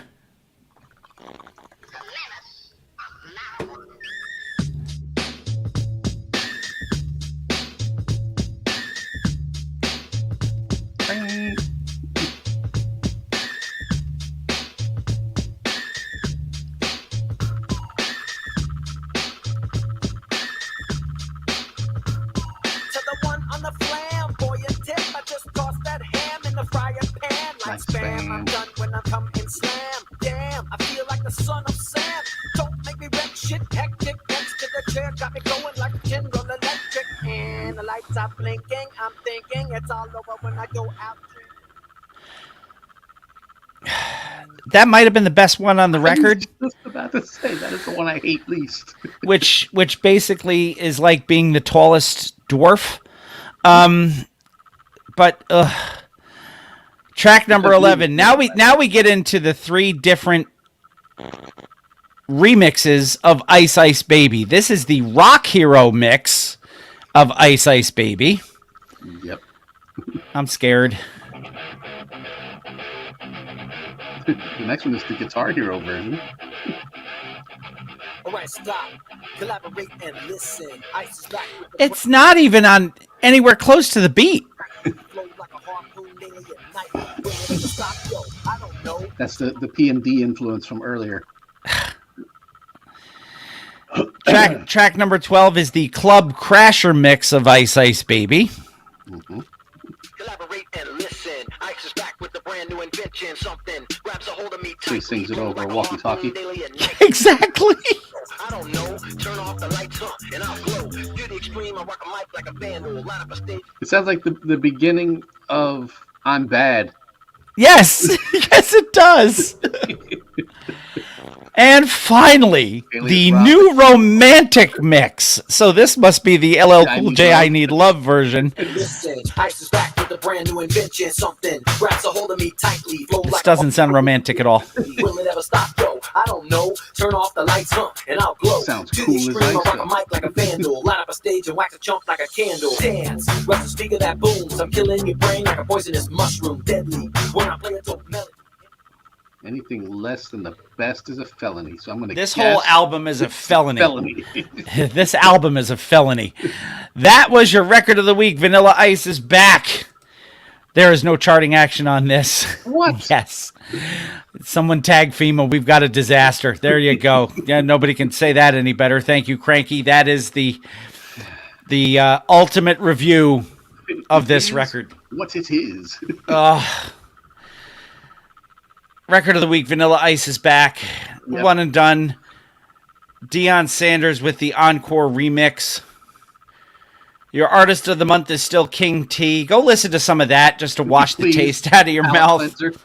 Oh, we don't even have an old to the new to throw at you this week to get this stench out of your nose. So we're just going to take our final break. And when we come back, I'm going to read some lyrics.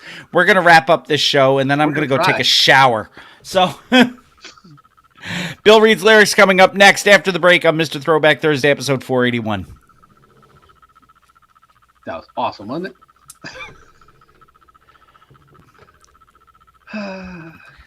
Nipsey and I have two different definitions of what a banger is. These are bangers in the sense that they make you want to bang your head against the wall. Exactly. See, you and I get it. Yeah. Billy Idol gets it. I don't know why. Exactly. Oh, good Lord. I hope you're ready because you're doing 2 verses of Bill Reed's lyrics today. Oh, good. And yay. What they're referring to as a pre-hook. As if we've ever had a pre-hook. I'm scared. Look, Cranky, you say you would buy it if you saw it in the dollar bin. My oldest actually purchased it at a record store. That would be sealed at full price. Whatever full price was. I don't remember what it was, but he'll be happy to know that we played it on the show.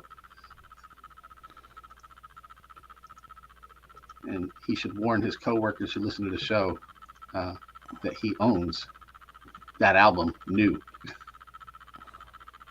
It may still be in this package. I don't know. I don't know if he actually listened to it or not. Well, we just did, and that's all that needed to be done. Yeah, we forced the world to listen to it. All right, got that ready. I need to get lyrics ready because who knows if it'll actually play right if I put the video up. So I may as well just run the audio instead. Dude, that was painful.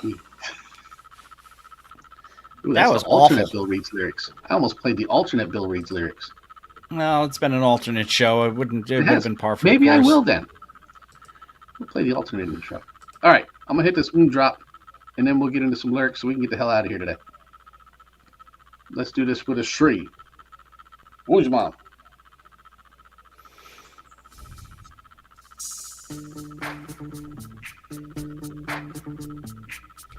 Yo, VIP. Let's take it. Hey, this is the Iceman, kicking like Jackie Chan. It's time to take a stand, even though I'm contraband. I ramsack the track, man, I'm quicker than a pimp slap. And I'm chilling with my man, Mr. Throwback. Holla back. Daily and nightly. Will it ever stop? Yo, I don't know. Turn off the lights and I'll glow. To the extreme, I rock a mic like a vandal. Light up the stage and watch the jump like a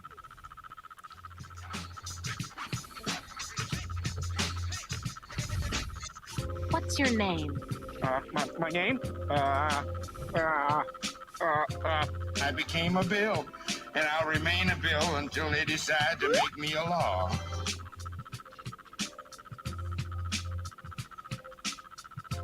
Did you know that there are at least 23 million American adults who can't read a want-ad? Or a book? Or a job application. That's why we have RIF. RIF is reading is fundamental. Most people probably don't listen to the message. But they should. Welcome to Bill Reed's Lyrics. Welcome back, Mr. Throwback Thursday, episode 481. This one has gone down the rails really, really fast. Lyrics alternate intro. The alternate intro of Bill Reed's lyrics, because today's just been a very alternate day. Let's just get to it, shall we? I know I'm reading 2 verses and a pre-hook. Pre-hook, yes. I've never heard of a pre-hook. Nor have I. But today is the day. Let's just do this. Oh, and this is somebody from the news. Yes. Because that's how we do. That's the intro. That's verse 1. Yep, we're going to do verse 1, the spoken break, verse 2, and the pre-hook.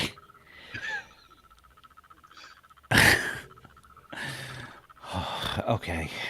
So, with no type of ado, Sesame Street Grover Styley, whether nearer or further, we'll cue the motherfucking piano. I got an ass so big like the sun. Ugh. Hope you got a mile for a dick. I want to run. Slap it in my face. Yeah. Shove it down my throat. Nickelback, where you blunt? I can make this pussy smoke. I know how to fuck. I know how to ride. I can spin around and keep the dick still inside. Ah. Now your mouth wide. You looking real scared. I'm a man-eater. Headhunter. I'm prepared. Yeah, you running now. Aha. You running. I'ma put this pussy on you just like this. Put this pussy in your jaws now. Smack. Like it's Thanksgiving. And it ain't coming back. Collard greens, neck bones. Nickelback, chew this ass. Yeah. Both hold inspections. Don't stop till it pass. Licky, licky, licky, licky, licky. For an hour. I'ma make it rain for you. Here's a golden shower. Smell it like a flower. My pussy is a rose. Come a little closer. I wanna fuck your nose. Ha ha ha, clown. If you want it, you can't get it. If you with it, I'ma hit it. Flip it, rub it up, and smack it. Look back at it. I'm an addict. Well done. You and I have different definitions of well done as well. You must be reading out of the same dictionary as Nipsey's banger.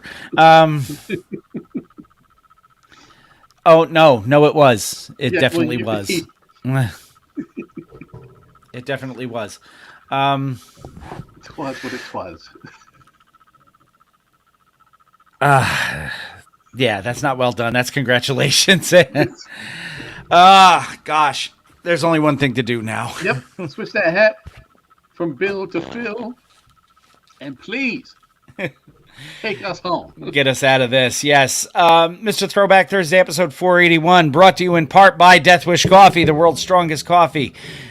The Mr. Throwback Thursday podcast is an official affiliate of Death Wish Coffee. Go to deathwishcoffee.com. You can also follow them on Instagram, Facebook, Twitter.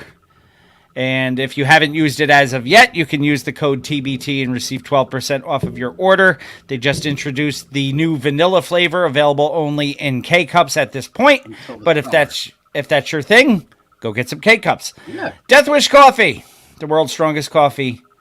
Go check them out. Don't forget to check out friends of the show, Def Rugs, defrugs.com, Instagram, Facebook, and Twitter, all at Def Rugs. Handmade, high-quality, hip-hop themed rugs. Brought to you by the original Rug E-Fresh, Marshall Fox, and his business associate, the Green-Eyed Bandit, Eric Sermon. Go check out Def Rugs. Yes, Bittersweet. Vanilla, like ice.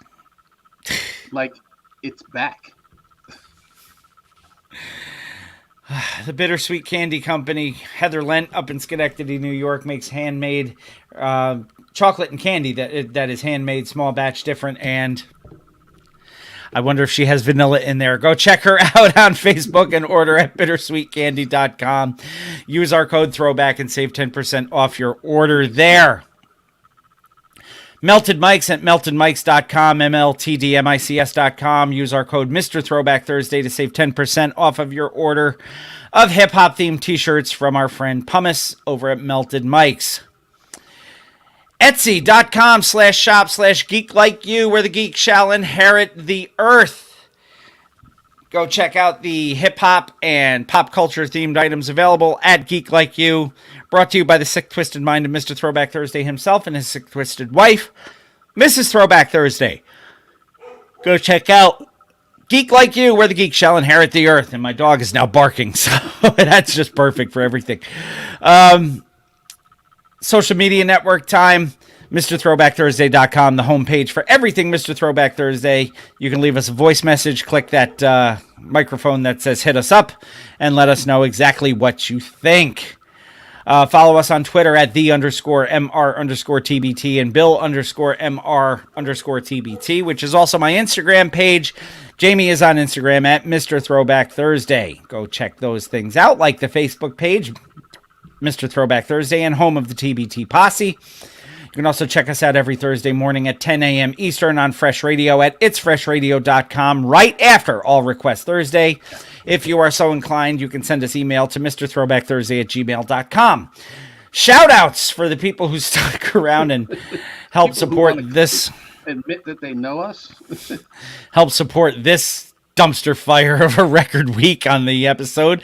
Shout-outs to Gail Dunmeyer and Manny Baez and Sarah Henderson and John Henderson and Hugo Gonzalez and Sanket Patel and Teresa Lynn, Simple Luxuries at teresalynns.com.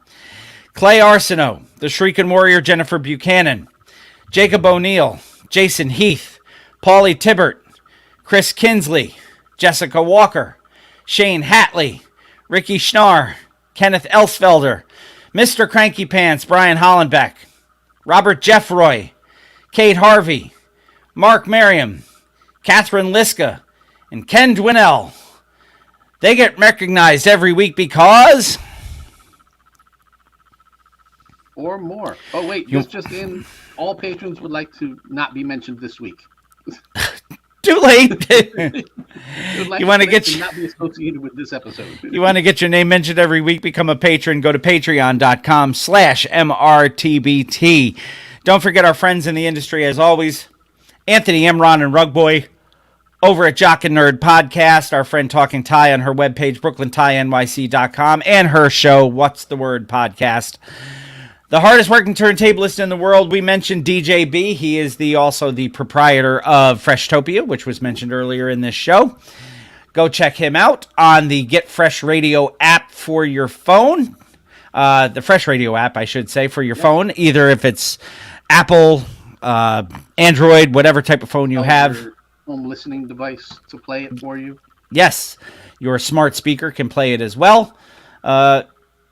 You can send those requests for the All Request show, which happens right before us. Go to @RealFreshRadio and tweet your request to DJ B. Yes.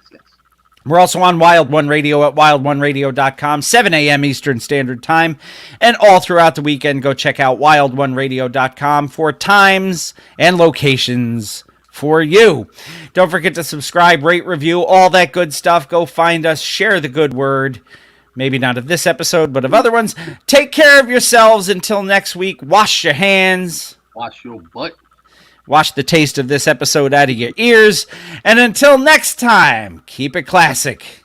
And always remember, new school stale, old school fresh.